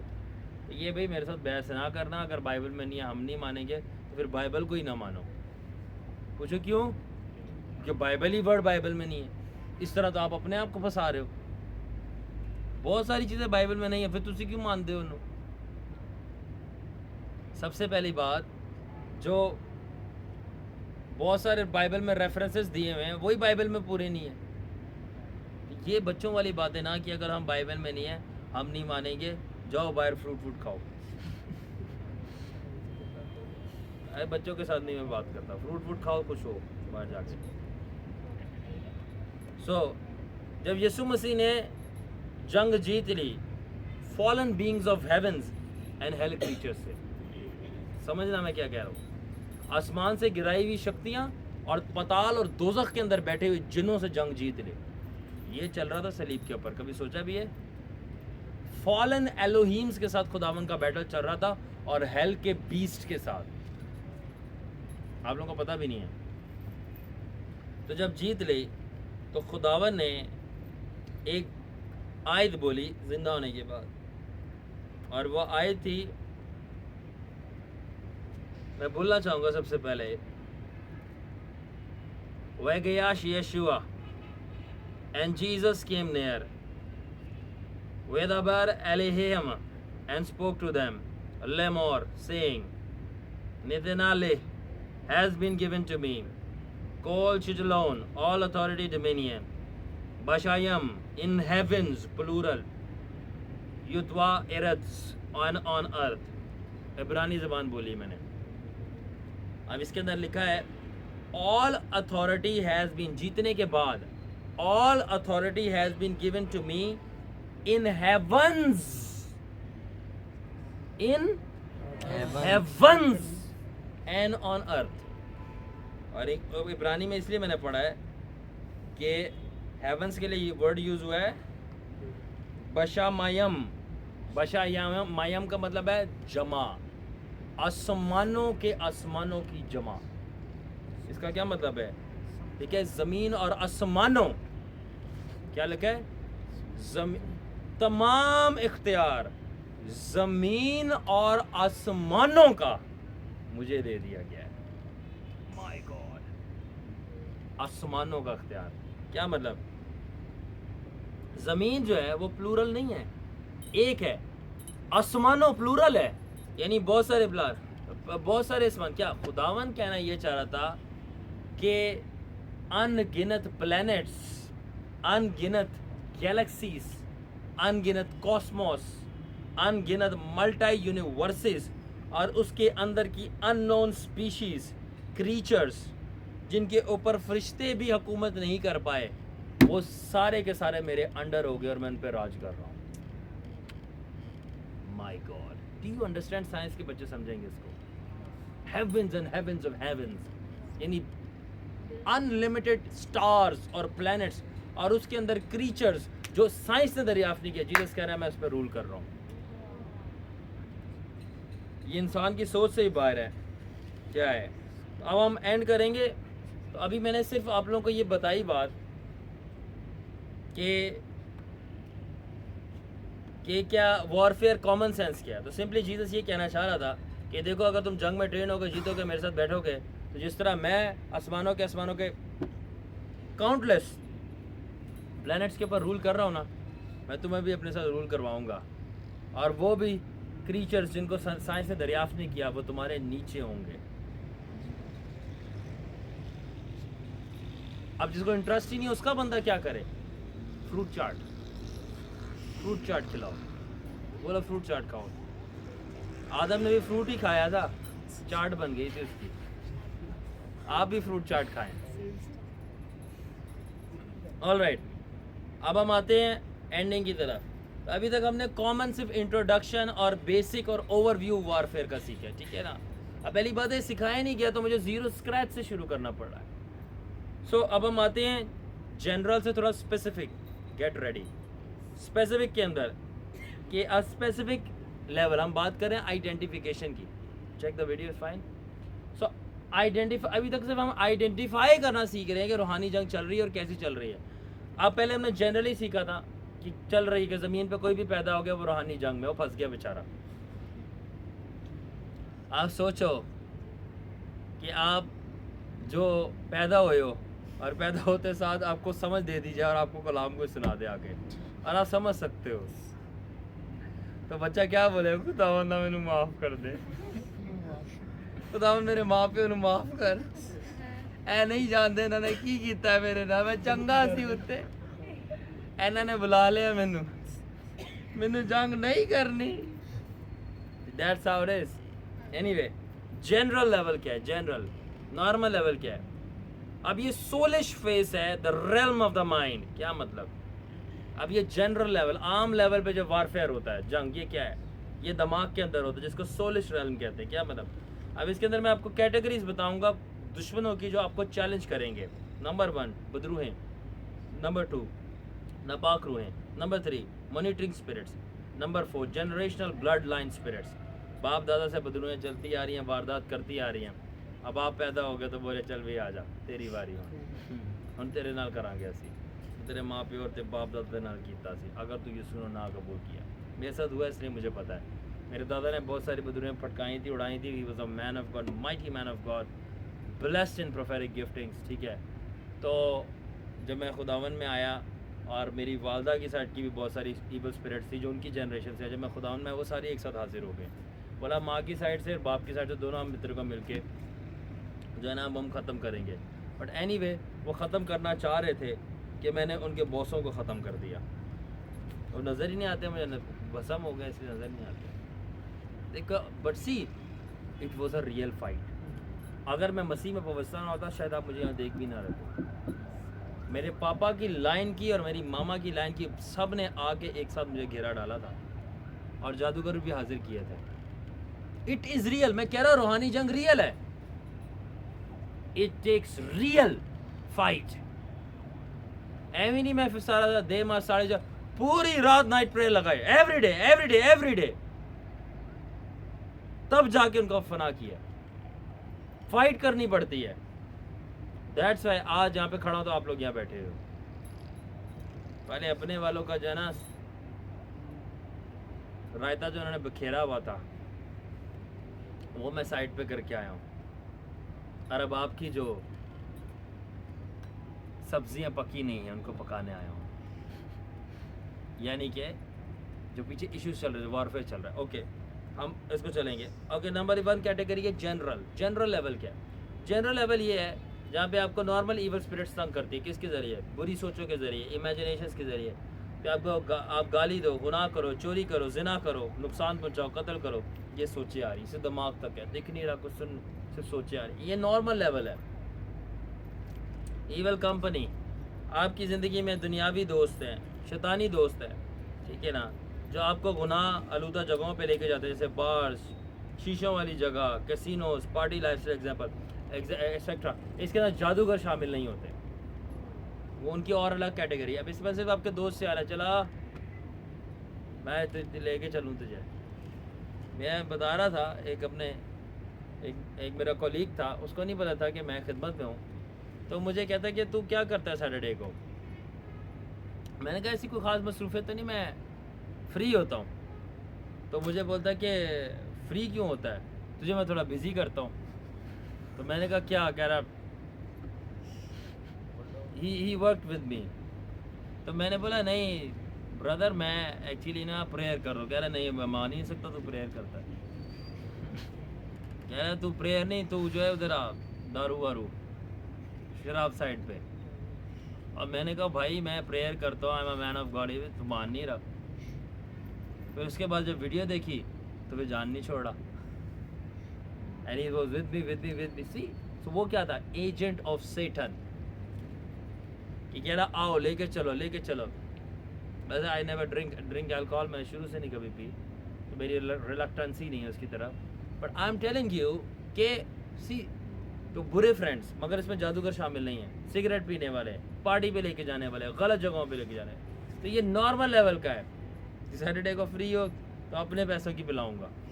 और मैंने बोला अपने पैसों की, मैंने कहा चलो। फिर मैंने उसको एक डील दी, फिर डर गया, फिर नहीं बोला कभी। मैंने कहा मैं तेरे साथ जाऊंगा, मगर पहले मेरी शर्त है, तू मेरे साथ चल। कह रहा क्या, कह रहा सही मानता हूँ। मैंने कहा मैं तुम्हारे साथ जाऊंगा, मगर पहले तुम मेरे साथ चलो 3 आवर्स की नॉन स्टॉप प्रेयर के ऊपर। उसके बाद कभी उससे तंग नहीं किया मुझे, सारी बदरुएं छोड़ के चली गई। अब बहुत इज्जत करता है सी। तो मैं अब उनको बनवाओ ना, बोला पहले तू मेरे साथ आ फिर चलूंगा। रोजे में आ फाके के अंदर, और उसका वैसे ही रंग बको कहने को रोजे में आ 3 आवर्स की नॉन स्टॉप प्रेयर, वो भी खड़े होके, वो भी रात के वक्त ऐसे ऐसे हो रहा। फिर तो कभी तंग नहीं किया मुझे। So that's how it is। तो वो आपको ऑफर करे, आप भी ऑफर करो, यूज विजडम। वो क्यों आपको मनवा लेते हैं। रिश्तेदार कहते हैं आओ जी शादी पे डांस करवाएं, करेंगे डांस, आओ पहले हमारे साथ फास्टिंग में ठहरो। आप हमारी मानो, फिर हम आपकी मानने के बारे में सोचेंगे फास्टिंग में जाने के बाद। सॉरी चीज़ों से मना कर दिया, sorry. That's how it is. तो उनकी भाई हम हुकूमत वाले हैं, वो थोड़ी हैं। हम मनवाएंगे अपनी, तुम कौन होते हैं बताने वाले। आप गीदड़ो, हम बब्बर शेर है, हम दाड़ेंगे, आप सुनोगे, हम बोलेंगे आप चुप रहोगे। हम अपने यीशु के लिए नाचेंगे और आप चुप करके देखोगे, आप देखोगे। वी बिलोंग टू किंगडम, हम हुकूमत वाले हैं। तो इसलिए हुकूमत वालों की टोर ज़रा हटके होती है। सही हो गया। तो अब ये हो गया। अब ये क्या होता है, ये माइंड में अटैक होता है, बुरी सोचों के ज़रिए होता है कि आपको अनईजी थॉट्स आ रही है, बुरी सोचें आ रही है, गुनाह आलूदा आ रही है, ओवर थिंकिंग हो रही है, डिस्टर्ब फीलिंग्स वगैरह वगैरह। और ये ना बहुत दबी हुई वॉर है, बहुत छुपी हुई वॉर है, माइंड की वॉर है, ठीक है। इसके अंदर इमोशंस बहुत पावरफुल होते हैं। इब्लीस, दुश्मन, बदरुएं आपके जज्बात का सहारा लेके इसको इस्तेमाल कर सकता है कि आपके ईमान और फोकस को तबाह करे। किस तरह, जब आपके वो इमोशंस ख़राब कर देगा, बार बार आप सोची जा रहे हो, बिला वजह में उस लड़की के बारे में सोची जा रहे हो। और यार वो को रूहानी माँ है तुम्हारी, तुम उसके बारे में सोची जा रहे हो। इमोशंस से चाबी देते, और वो आई जा रही है, सोच आई जा रही है। और भाई दुआ कर रहा, रोया में वो नजर आ गया। ओ भाई वो रोया नहीं है, वो रोया नहीं है। तो लड़का कह रहा है मैं रोया। फिर गीत चला दिया, सहारा दे मुझे सहारा, मुझको। कौन सा गीत है वो, ये बच्चे सुनते रहते हैं। मैं गिरा मेरा ईमान कमज़ोर है। मैं कहो नहीं कमज़ोर भाई, मैं टेस्ट पास करके आ गया हूँ, खुदा का शुक्र है। सहारे बारे ईमान वान की अब ज़रूरत, आगे वाले फेज़ आ गए हैं मेरे। वो सुबह सुबह जब मेरे बच्चों ने गाना लगाया, ये गीत लगाया होता है कि सहारा दे मुझको, मैं गिरा। मैं कहता हूँ खुदावन माफ़ कर। तो मैं अब वो ओवर थिंकिंग, तो वो इमोशंस चला दिए शैतान ने। अब ये जनरल लेवल है, ये हाई लेवल नहीं है कि अब वो कोई ना कोई वो लड़की पसंद आ गई है, अब उसकी सोचें आई जा रही हैं। अब क्या है, सरूर में है, सरूर। अब सरूर चल रहा है, अब सोचें आई जा रही है, मगन मगन में, मगन मगन, यस्सु के प्यार में नहीं, यस्सु की शकीर बेटी के प्यार में। ओ भाई what's wrong with you? So what is that? फिर वो ड्रीम आ गया। अब मुझे ड्रीम आ गया, उसे शादी, और ड्रीम तुम्हारी ओवर थिंकिंग की वजह से है, होली स्पिरिट ने नहीं दिया। जाके साइंस पढ़ो, साइकोलॉजी पढ़ो, सिगमंड फ्रॉइड की थ्योरी पढ़ो, आपको पता चलेगा कि जो चीज़ इंसान ज़्यादातर रेपिटेशन में रहता है, ओवर थिंकिंग में रहता है, फिर वही ख्वाब आ रहे होते हैं आपको। अब वो ख्वाब आ रहे हैं, वो कह रहा है खुदावन ने रहमा में कलाम कर दिया। really? क्या कलाम किया है कि मुझे खुदावन भी चाहिए और जो खुदावन की है वो भी मुझे चाहिए। I said brother I cannot help you boy, मैं आपकी मदद नहीं कर सकता, क्योंकि अगर आप मोहब्बत में होता तो मैं कर भी देता। आप फिलहाल लस्ट में हैं। ओह सॉरी, आप मोहब्बत में नहीं, आप लस्ट में हैं। तो मोहब्बत की हेल्प की जा सकती है। अब लस्ट की क्या, लस्ट की तो डिलीवरेंस प्रेयर ही होएगी। लस्ट की डिलीवर पता जाए हाजिरी हो जाए। I am telling you the truth. Jesus centred love बहुत डिफरेंट होता है। खुदावन इसराइल को छोड़ देता था। तो मैं आपसे सच कहता हूँ, अगर आप भी मसीह से मोहब्बत करते हैं तो आप अपने रिलेशंस को छोड़ दें जो खुदावन की तरफ से नहीं है। उस पर सलामती है, वरना बाद में रोगे, वैसे भी प्रेयर के लिए आओगे, फिर आप बोलोगे हीलिंग के लिए दुआ कर दो जी, इमोशनल हीलिंग। क्यों? वो ब्रेकअप हो गया। आई हैड अ फ्रेंड, उसने मेरे से एडवाइस ली, यू नो देखो ये इश्यूज़ पे बात करनी चाहिए इसी मसबे से, ठीक है। I am a nurse as well, तो मैं ये बात कर सकता हूँ। मेरे फ्रेंड ने मेरे से एडवाइस ली कि देयर वॉज ए लेडी, और वो उसको पसंद करता था, और वो लेडी जो थी उसको पसंद नहीं करती थी, तो वो एक अलग बात था। तो कह रहे कि what should I do? I said what should I do? Don't get into this, इसमें नहीं जाओ, ठीक है ना। He was not Christian, he was Muslim, but he was a very nice fellow. मेरा दोस्त जो था बहुत एजुकेटेड, नाइस पर्सनैलिटी, मतलब विजडम लवर। तो उसने मेरे से पूछा, so I said, he said what you say? I said don't get into this, ये सिर्फ आपका फोकस और आपके इमोशंस डिस्ट्रॉय करेगी। Don't get into this.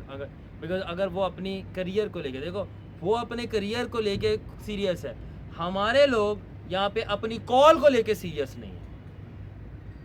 And he is very successful now. He's a software engineer. God bless him. Very nice fellow. और एक और बंदा था, उसने मेरे से पूछा मैं क्या करूं?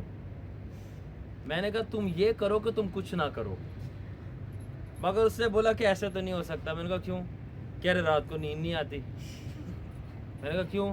कह रहा वो हाथों में वाइब्रेशन होती है तो कुछ चलाने होते हैं। फिर मैंने कहा क्यों?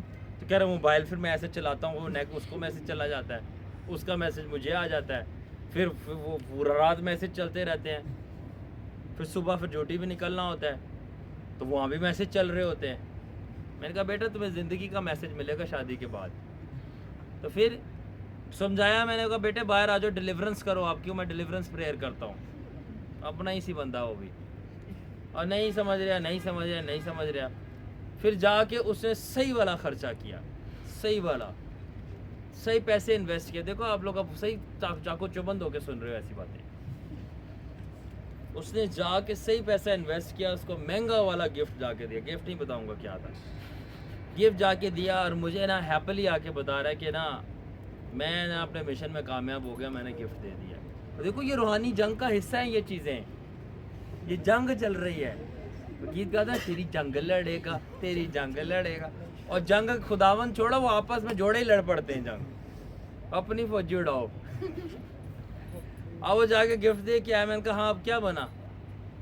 तो गया तो खुशी था गिफ्ट देने, आया दुखी था। मैंने कहा क्या बना अब तुम्हारा? तो मैंने कहा क्या हुआ आप बताओ तो सही। कह रहा उसने ब्लॉक कर दिया।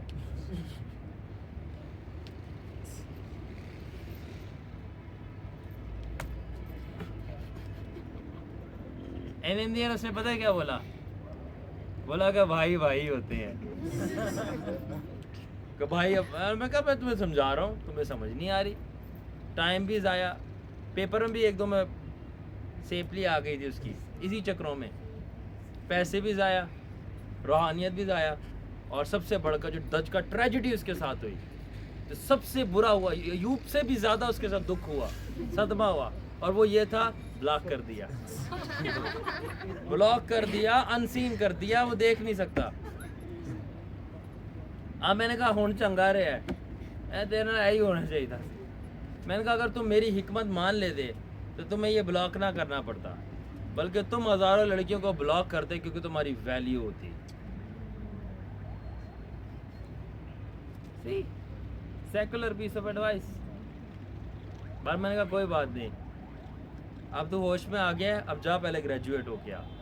फिर उसने ग्रेजुएट हुआ and then he is now quite successful. So मैं बताना ये चाह रहा हूँ कि दुनियावी लोग भी देखो, अगर वो इन कामों में पढ़ते हैं, ये रूहानी जंग है, वो अपने करियर से आउट हो जाते हैं। तो आपकी कॉलिंग के लिए कितना आपको फोकस करना है, और वो इमोशन, ये इमोशनल गेम है ना। वीडियो चल रही है, ऐसा ना कि मेरी इन बातों से वीडियो रुक जाए। ये इमोशंस है, और मुझे अच्छी लगती है, उसके बाल बहुत अच्छे हैं, उसके नाखून, बाल वही नाखून, attack, line power. So the thing is that कि बी वाइज, अंडरस्टैंड करें कि क्या चीज़ आपको डिस्ट्रैक्ट कर रही है, and get it out and focus on Jesus. Jesus में पहले कुछ अचीव कर लें, उसके बाद जो खुदावन की है वो आपकी भी हो सकती है, मगर उसकी की जो है वो मेरे पास है। वो की मेरे पास है, और उसको कहते हैं हिकमत। और ले ले मेरे से जरा आके, समझे? बहुत खुश हो गए हैं बाप लोग। उसके बाद आया था कि जनरल लेवल का इस तरह भी वॉरफेयर होता है कि नस्लों के ऊपर रूहें बैठी हुई हैं। अब उनको पता है कि भाई इसका बाप, उसका दादा, परदादा सब शराब पीते आए हैं। अब जो बच्चा है, जनरेशन ब्लड लाइन डीमंस, उसकी जीन्स में ये डेटा पड़ा हुआ है कि वो एल्कोहलिक है। तो उसको ट्राई करेंगे उन दोस्तों को भेज के जो एल्कोहलिक पीते हैं, एल्कोहल यूज़ करते हैं, ठीक है, और उसको उसकी तरफ लाएंगे तो वो ईजिली उसमें कैप्चर होगा। क्यों? क्योंकि उसकी जीन्स में, तो जेनेटिक जो है ना ट्रैप होता है। ऑलराइट, अब इसके बाद आते हैं हम हाई लेवल पे। रेडी? अब हाई लेवल का जो वॉरफेयर होता है ना, वो दिमाग से थोड़ा बाहर होता है, और वो होता है स्पिरिट फेज के अंदर, स्पिरिट रेल्म में, the realm of the spirit. अब इसके अंदर जो पावर्स आपका चैलेंज करती है ना, वो होती है लीजेंड्स ऑफ डीमंस। अब एक बदरूही नहीं होती, लश्कर होता है, टेरिटरी स्ट्रॉन्ग मैन्स, इलाकों के ऊपर बैठे हुए जो बॉस होते हैं, डीमन बॉस और विचेस। अब इसके अंदर क्या होता है, जब एक इन बंदे की रूहानी आंखें खुल जाती हैं, इसकी स्पिरिट एक्टिवेट हो जाती है, और इन वो मखलूक़ात के साथ इंटरैक्ट करना शुरू हो जाता है, तो वो स्पिरिचुअल सेंसिटिविटी जब उनके साथ इंटरैक्ट करने की वजह से उसके जिस्म पे ज़ाहिर होना शुरू हो जाए। जैसे कि अगर ख्वाब देख रहा है, एक बदरू ने आके पंच मारा, जब वो उठेगा तो उसके मुंह पे निशान पड़ा होगा, या स्पिरिट में वो कोई चीज़ देख रहा है और कोई आके कह लो कि स्पिरिट ने उसको स्क्रैच किया हाथ पे, जब वो स्पिरिट से बाहर आएगा उसके यहाँ पे ब्लीड हो रहा होगा। इसको कहते हैं इंटरैक्ट करना, ठीक है, यानी कि उसके बॉडी के ऊपर प्रोजेक्ट हो रहा, scar, bruises, rashes and other mark indicating the spirit has been touched by an alien creature not from God in the course of spiritual warfare or conflict। तो जब आपकी रूहानी आंखें खुल जाती है और आप इन विकेट क्रीचर्स को देख सकते हो जो स्पिरिट रेल्म के अंदर है, उनको अवेयर हो जाते हो, तो याद रखो उनको नहीं पसंद कि उनको देखा जाए। क्यों? क्योंकि वो इनसिक्योर हो जाते हैं कि उनके बारे में जान लिया गया है।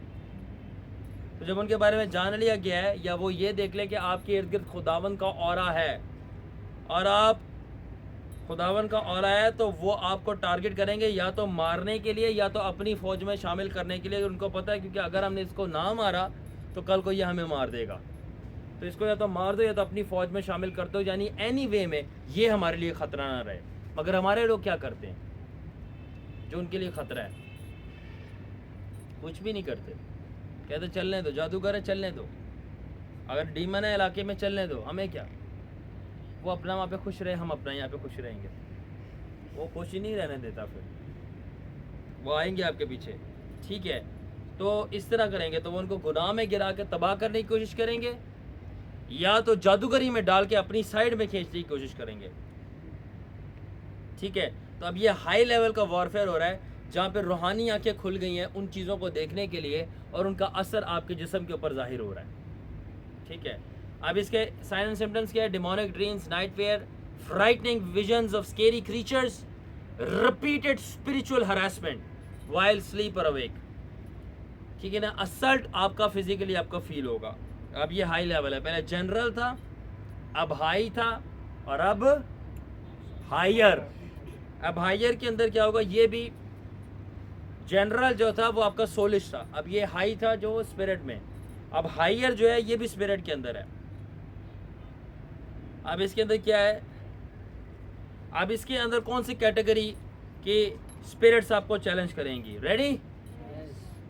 प्रिंस ऑफ रीजन्स, इलाकों के ऊपर, कौमों के ऊपर, सूबों के ऊपर, ज्योग्राफिक लोकेशंस के ऊपर जो प्रिंसेस, शहजादे बैठे हैं शैतान की बादशाही के, रूलर्स, हुक्मरान, हमें खून और गोश्त से नहीं बल्कि हुकूमत वालों से कुछ नहीं, वो हुकूमत वाले जो प्रिंसेस हैं, गॉड्स, वो आपको नजर आना शुरू हो जाएंगे। जी हाँ, ऐसे खुली आंखों से की बात कर रहा हूँ, ऐसे अभी कल पर से देखा है एक मैंने। ठीक है भाई बात, दिस इज किंगडम। ठीक है, अब उनके अंदर कौन कौन शामिल है? रेडी? ये क्रीचर्स में कौन कौन? आशिर रेडी हो जाओ। नेफिलिम्स, जब्बार, यानी जो नूह के तूफान में जब्बार मारे गए थे, अगर आपकी रूहानी आंखें खुली हैं, उनकी रूहों को आप अभी भी चलते हुए देख सकते हैं, वो यही हैं, कहीं गए नहीं हैं, और वो इंसानों के अंदर भी आते हैं और उनको ही डीमंस बोलते हैं, द सन्स ऑफ एंजल्स। कभी मुकाबला हुआ है उनका आपके साथ? होएगा तो आपको पता चल जाएगा उनकी अथॉरिटी क्या है और वो कर क्या सकते हैं। उनका साइज जो है ना, ये जो सामने आपकी HBL की बिल्डिंग है ना, ये उनके सिर्फ एक उंगली के बराबर होगी, उनका साइज इतना है। ये एक उंगली उनकी इतनी है, शायद चीची उंगली बोलना चाहिए, बेहतर है। I seen them, very big, very big. उसके बाद hybrid creatures and genetic mixes. Hybrid creatures क्या? जेनेटिक मिक्सेस, मिलाई हुई चीजें, मिक्सचर किया है, मिलाप, आधी और आधी मछली, आधा घोड़ा आधा इंसान, आधा ड्रैगन और आधा छिपकली, हाइब्रिड क्रीचर्स।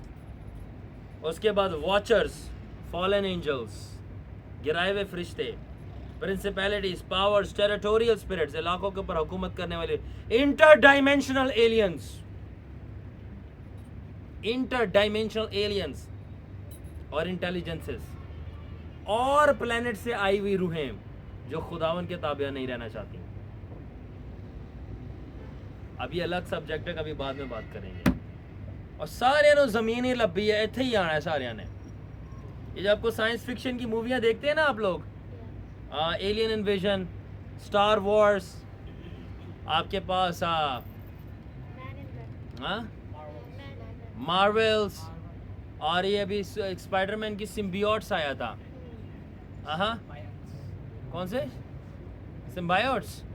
अब इसके अंदर दूसरे प्लेनेट से, ये सब रियल है, ये साइंस फिक्शन रियल है, ये सारी ये वही स्टोरी है, कॉन्सेप्ट वही है। अब ये क्या होता है? अब ये होता ही है कि ये तब आपकी लाइफ में होना शुरू होता है जब आपकी वाकया में कोई डाडी प्रेयर लाइफ है। सारे नाल नहीं होता, आपकी प्रेयर लाइफ वाकई कोई डाडी है, कोई बड़ी पावरफुल है, बहुत बड़ी है, तब जाके ज़मीनों के शहजादे तारीखी की बादशाही से आपके आगे आके खड़े होना शुरू होते हैं। ठीक है, क्योंकि वो उस बंदे की अथॉरिटी को पहचानते हैं। और हाई लेवल के वॉरलॉक्स, छोटे मोटे जादूगर नहीं, हाई लेवल के जो डायरेक्ट खुदाओं से पावर लेते हैं, जैसे कि मिस्र के जादूगर थे जिन्होंने मूसा का मुकाबला किया था, उनकी बात कर रहा हूँ, छोटे मोटे नहीं। ठीक है, तो वो आके आगे खड़े होते हैं और वो आपसे फाइट करते हैं। जैसे कि दानियल फारस के मोकल से लड़ा था, प्रिंस था, प्रिंस ऑफ पर्जिया इंग्लिश में लिखा है। मूसा और हनूक की किताब जाके पढ़ो, आपको ज़्यादा समझ लग जाएगा। वेरी इंपॉर्टेंट आखिरी दिनों में पढ़ना। वो कभी बच्चों के साथ खेलते नहीं हैं, जो कमज़ोर है खेलते नहीं है वो, बल्कि उनको खून के अंदर डांस करना पसंद है। ओह आई हैव सीन देम। मेरे को थ्रेट्स आई हैं ऐसे सामने खड़े होके। मुझे एक दफ़ा एक फॉलन एंजल ने बोला था, मैंने नस्लें खाई हैं, तू कौन सी नस्ल है कि मेरे को चैलेंज करता है आगे। मैंने कहा मैं वो नस्ल हूँ जो यीशु के खून से पैदा हुई है, हट पीछे मेरे से। मैंने कहा मैं वो नस्ल हूँ जो खुदावन के खून से पैदा हुई है और उसके रूह कुदूस से। मैं बाप यहोवा का रूहानी तुखम हूँ। I will take you down, dragon. And I took him down. So, no, he challenged me. और मेरे को पता है जब जो फर्स्ट विजिटेशन हुई थी फॉलन एंजल की, उसके बाद से मेरे सब खिलाफ हो गए थे। यहाँ तक कि मैं कुछ लोगों के घर भी नहीं जा पाया। They hate me. और यहाँ तक कि मुझे मरवा डालने तक की धमकियाँ आई। उनको नहीं पता ये क्या हुआ है, आए नो क्या हुआ है। कल मेरे से मिलके जो गया उसने धमकी दी थी। It is real guys. ये वो छोटी मोटी बदरुएं नहीं है, जैसे वो शू करके चली गई, कोई साया सा गुजरा है। ये साया माया नहीं है, ये वो गॉडजिला टाइप के क्रीचर्स होते हैं जो सामने आके खड़े होते हैं। गॉडजिला आप देखिए, Godzilla like that. Anyway let me tell you ये कैसे होते हैं। आपने अवेंजर्स देखी हो, अगर अवेंजर में जिसमें हल्क जो है वो जंप लगाता है, वो फायर से बना हुआ क्रीचर जो है उसके ऊपर जाता है, वो बहुत बड़ा होता है, पानी में खड़ा होता है। उस टाइप के बड़े बड़े क्रीचर्स होते हैं और बहुत similar looking. Godzilla, king Kong, you know, ये बहुत रियल है। ठीक है, उसके बाद वैसे तो पाखरू आपको बताता है कि आप किन से फाइट कर रहे हो और उसका लेवल क्या है, मगर मैंने तजर्बे से जो हाई लेवल की क्रीचर्स जो कभी कभी मगजमारी कर देती है मेरे साथ और मैं उनके साथ, तो मैंने ये सीखा है कि उनकी क्या आइडेंटिफिकेशन है। वैसे तो पाखरू बताता है, मगर आपके तजर्बे से भी मालूम कर लेते हैं बहुत सारी चीज़ें कि किस तरह मालूम होगा कि ये सही हाई रैंकिंग चीज़ आई है आपके पास। नंबर 1, उनके बहुत सारे सर होंगे, बहुत सारे, एक से ज़्यादा सर होंगे। खुदावन के क्या करूबी फरिश्तों के 4 नहीं हूँ, हाई लेवल्स हैं। फिर उनके या तो बहुत बड़े सींग होंगे या तो बहुत सारे सींग होंगे। जाके दानियल पढ़ लेना, सींगों वाले क्रीचर्स जो, या तो उनके बहुत बड़े बड़े सींग होंगे या तो बहुत सारे सींग होंगे। तीसरी चीज़, या तो उनके बहुत बड़े पर होंगे या बहुत सारे पर होंगे। ये पावर्स और रैंकिंग को शो करता है। जितने ज़्यादा मुंह, जितने ज़्यादा सर, जितने ज़्यादा पर, उतना बड़ा रैंक और पावर। क्या मैं थोड़ा सा, आशिर भाई, थोड़ी सी गहरी बात कर दूं हिलाने के लिए? अगर आपके मुंह ज़्यादा नहीं है तो उनके मुंह नहीं लगना। माय गॉड, अगर स्पिरिट में आपके भी चेहरे ज़्यादा नहीं है, सींग नहीं है, तो उनसे चलो छोड़ो, don't get into it, it's very deep. ये यीशु के नाम से निकल जा, यीशु, ये वो वाला गेम नहीं है। अगर आप इनको बोलोगे ना यीशु के नाम से निकल जा, वो हंसेंगे आपके ऊपर, क्योंकि इनके ऊपर यीशु का नाम काम नहीं करता। इनके आगे आपको यीशु का नाम बनना पड़ता है। You become the name of Jesus. My God, you understand? ये आसमान से आए हुए हैं, मामू के घर से थोड़ी है, आपके खाला की कुड़ी थोड़ी है ये कोई।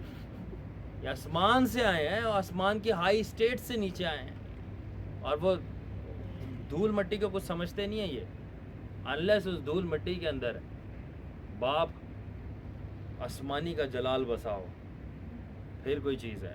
उसके बाद चौथी आइडेंटिफिकेशन, उनकी या तो बहुत बड़ी आंखें होंगी या तो बहुत सारी आंखें होंगी। और पांचवी आइडेंटिफिकेशन कि वो हाई रैंकिंग है, उनके साइज K2 और माउंट एवरेस्ट की पहाड़ी से बड़ा होगा। Seriously, they will be very large. तो ये जब जाते हैं, ये सिर्फ कैजुअल प्रेयर से नहीं जाती, इनको आप शिफायत से निकालते हो, और बहुत हाई लेवल का डेंजरस वारफेयर होता है। और आपको ऐसा मैन ऑफ गॉड चाहिए जो स्पेशलाइज्ड है किलर हाई लेवल वॉरफेयर के अंदर, जो कि हुकूमत का बंदा है, और वो फिर इनको टसल देता है, कम डाउन ड्रैगन, ऐसे नहीं हाथ डालते इसके तरफ। और आखिरी और फाइनल हाईएस्ट लेवल वॉरफेयर कौन सा है? रेडी? पहला था दिमाग में हो रहा था, फिर बाकी के दो थे रूह में हो रहे थे। ये जो चौथा है ना, चौथा, ये खून और जिस्म में होता है, ना दिमाग में ना रूह में, ये डायरेक्ट खून जिस्म में शुरू होता है। क्या मतलब?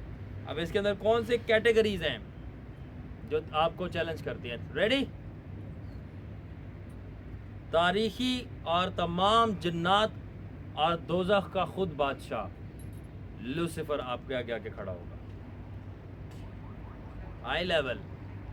और लूसीफर के बाद इस हाईएस्ट लेवल में, पहले हाई, हायर, हाईएस्ट, ये हाईएस्ट है।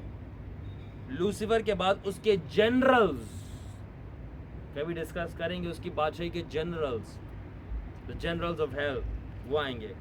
उसके बाद फॉलन गॉड्स, जो आसमान पे रूलर्स थे, अब वो निकाल दिए गए हैं, यानी कि एलोहीम्स। सेलेस्टियल मैसिव एनिमल्स, आसमान पर जो बड़े बड़े जानवर थे, जैसे कि लेवायथन, आसमान का अज़दहा, माय गॉड, कुछ लोगों को हिला रहा हूँ मैं, वो नीचे फेंक दिया गया है वो। उसके बाद शैतान के सर्वेंट्स ज़मीन पे, कौन?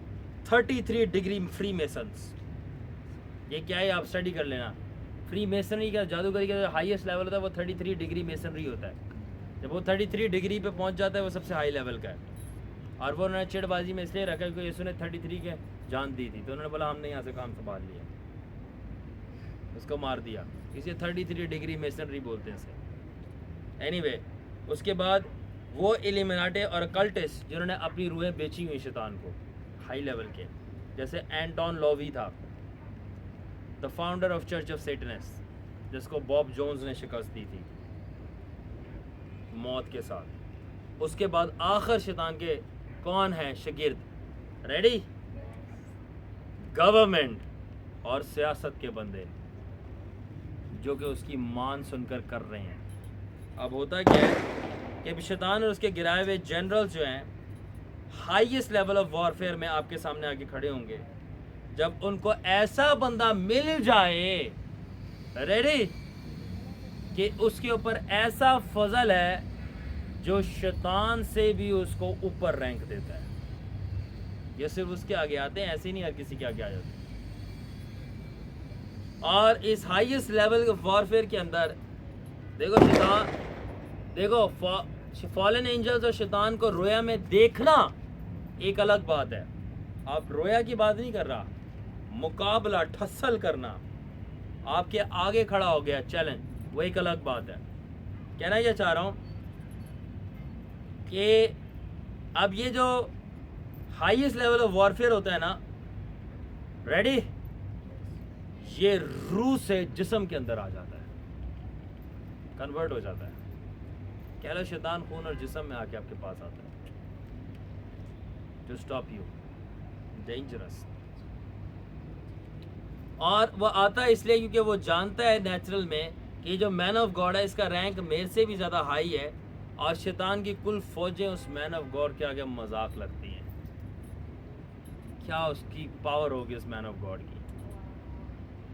तो शैतान जो है, क्योंकि वो लेजिस्लेटिव डोम और डोमिनियन ऑफ गॉड में बहुत हाई रैंकिंग है, खुदावन की हुकूमत में, तो क्या होता है, इसलिए तारीखी का जनरल और बादशाह खुद जंग के अंदर शामिल होता है और उसके सामने आता है, क्योंकि वो बंदा जो है शैतान को भी आउट क्लास कर रहा है और उसको अपनी हिकमत से गिराने की कोशिश करता है। आगे सुने। और अब ये जो लेवल की जंग होती है, ये कभी भी तलवार से नहीं होती। तलवारें चल रही हैं, मुक्के चल रहे हैं, लाते चला रहे हो, no. Highest level of warfare कभी भी तलवारों से नहीं होती, लफ्ज़ों से होती है, बातों से। क्या मतलब? मुआहिदा हो रहा होता है, मुआहिदों के ज़रिए बात बनवा के उसको अपनी तरफ जीतना, टेबल टॉक जिसे कहते हैं। जब हाईएस्ट पावर्स आपस में करती हैं। अच्छा, आप देख सकते हो यीशु मसीह बियाबान के अंदर, चार बाब के अंदर क्या मुक्के चल रहे थे, तलवारें क्या चल रही थी, बातें चल रही थी, बातों के जरिए। और कोई भी इस हाई लेवल ऑफ वॉरफेयर और रैंक में एक्स्ट्रा ऑर्डिनरी ग्रेस के बगैर नहीं पहुंचता। और शैतान जानता है कि कोई भी एक्स्ट्रा ऑर्डिनरी ग्रेस के बगैर इस लेवल पे नहीं पहुंचता। इसीलिए शैतान जानता है कि मैं रूह में इसको हाथ नहीं लगा सकता, इसलिए मुझे जिस्म में जाना पड़ेगा। तो मजाक नहीं है इतने लेवल पे पहुंचना कि शैतान की पूरी बादशाही आपका मुकाबला नहीं कर पा रही। आपने अगर मुंह से लफ्ज निकाला, खत्म बादशाही। माय गॉड, मुझे पर्सनल एक्सपीरियंसेस हैं। मैं जब पुराने ग्लोरी हाउस के अंदर मैं वॉरफेयर प्रेयर कर रहा था, तो मैंने अपने पूरे के पूरे इलाके की स्पिरिट्स यकायक अपने कम घर के अंदर आते हुए देखा। पूरे इलाके की स्पिरिट्स, आप क्या लीजेंस की बात करोगे, पूरे इलाके की, रोडों पे, मैदान में, घर में, सब आगे खड़ी हो गए।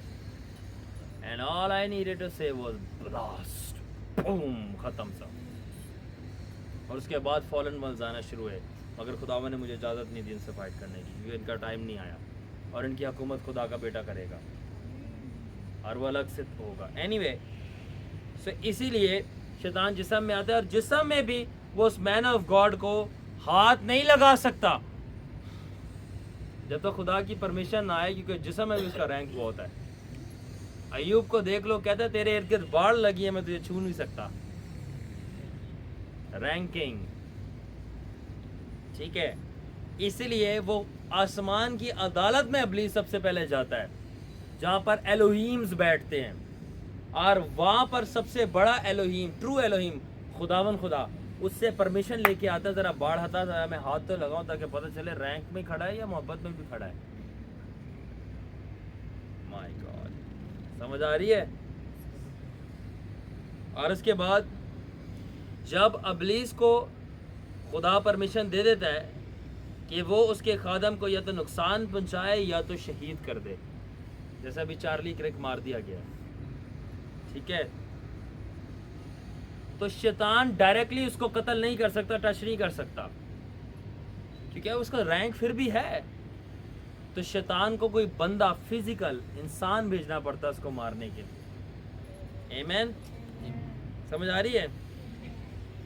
मगर खुदा जो है वो सारी की सारी चीज़ें अपने जलाल के लिए इस्तेमाल कर देता है, शैतान को हराता है, इंसान को जो खोया तो उल्टा डबल ब्लेसिंग देता है।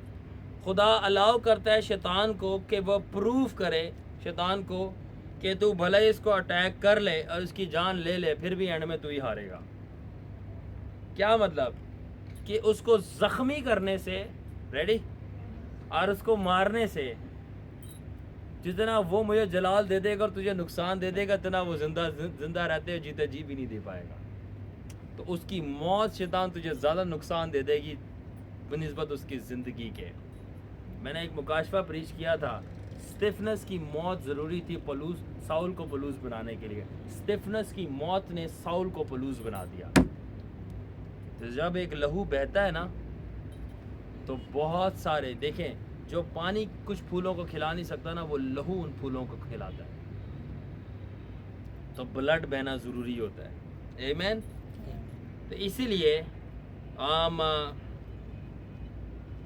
तो खुदावन शैतान को अलाउ करता है कि अटैक करे, ताकि वो देखे कि क्या मैन ऑफ गॉड का तड़पना और सहना खुदा की वर्शिप रोक देगा या फिर भी करता रहेगा। क्या मतलब, या मैन ऑफ गॉड अपनी सफरिंग को एक्सेप्ट करेगा और उसकी सफरिंग जो है वो उसको क्वालिफाई कर देगी कि भाई तड़प रहा है, तभी तो उसको रैंक दिया गया कि खुदा के साथ हाईएस्ट पे है, क्योंकि सब तड़पने के लिए राजी नहीं है। ये है, तो तड़पना रैंक देता है। आखिर में जेकब स्टैंड अप,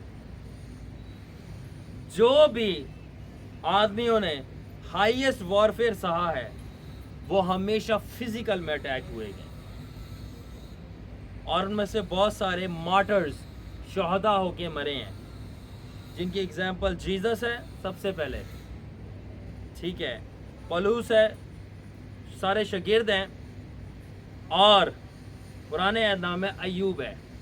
और आखिर में मैं ये कहना चाहता हूँ कि जब हाईएस्ट लेवल का वॉरफेयर होता है और खुदावन परमिशन दे देता है कि फिज़िकली अटैक किया जाए और यहाँ तक कि एक मैन ऑफ गॉड को मार दिया जाए, तो जो वो मैन ऑफ गॉड की ज़िंदगी नहीं कर पाती वो उसकी मौत जो है कर देती है। Cut the video.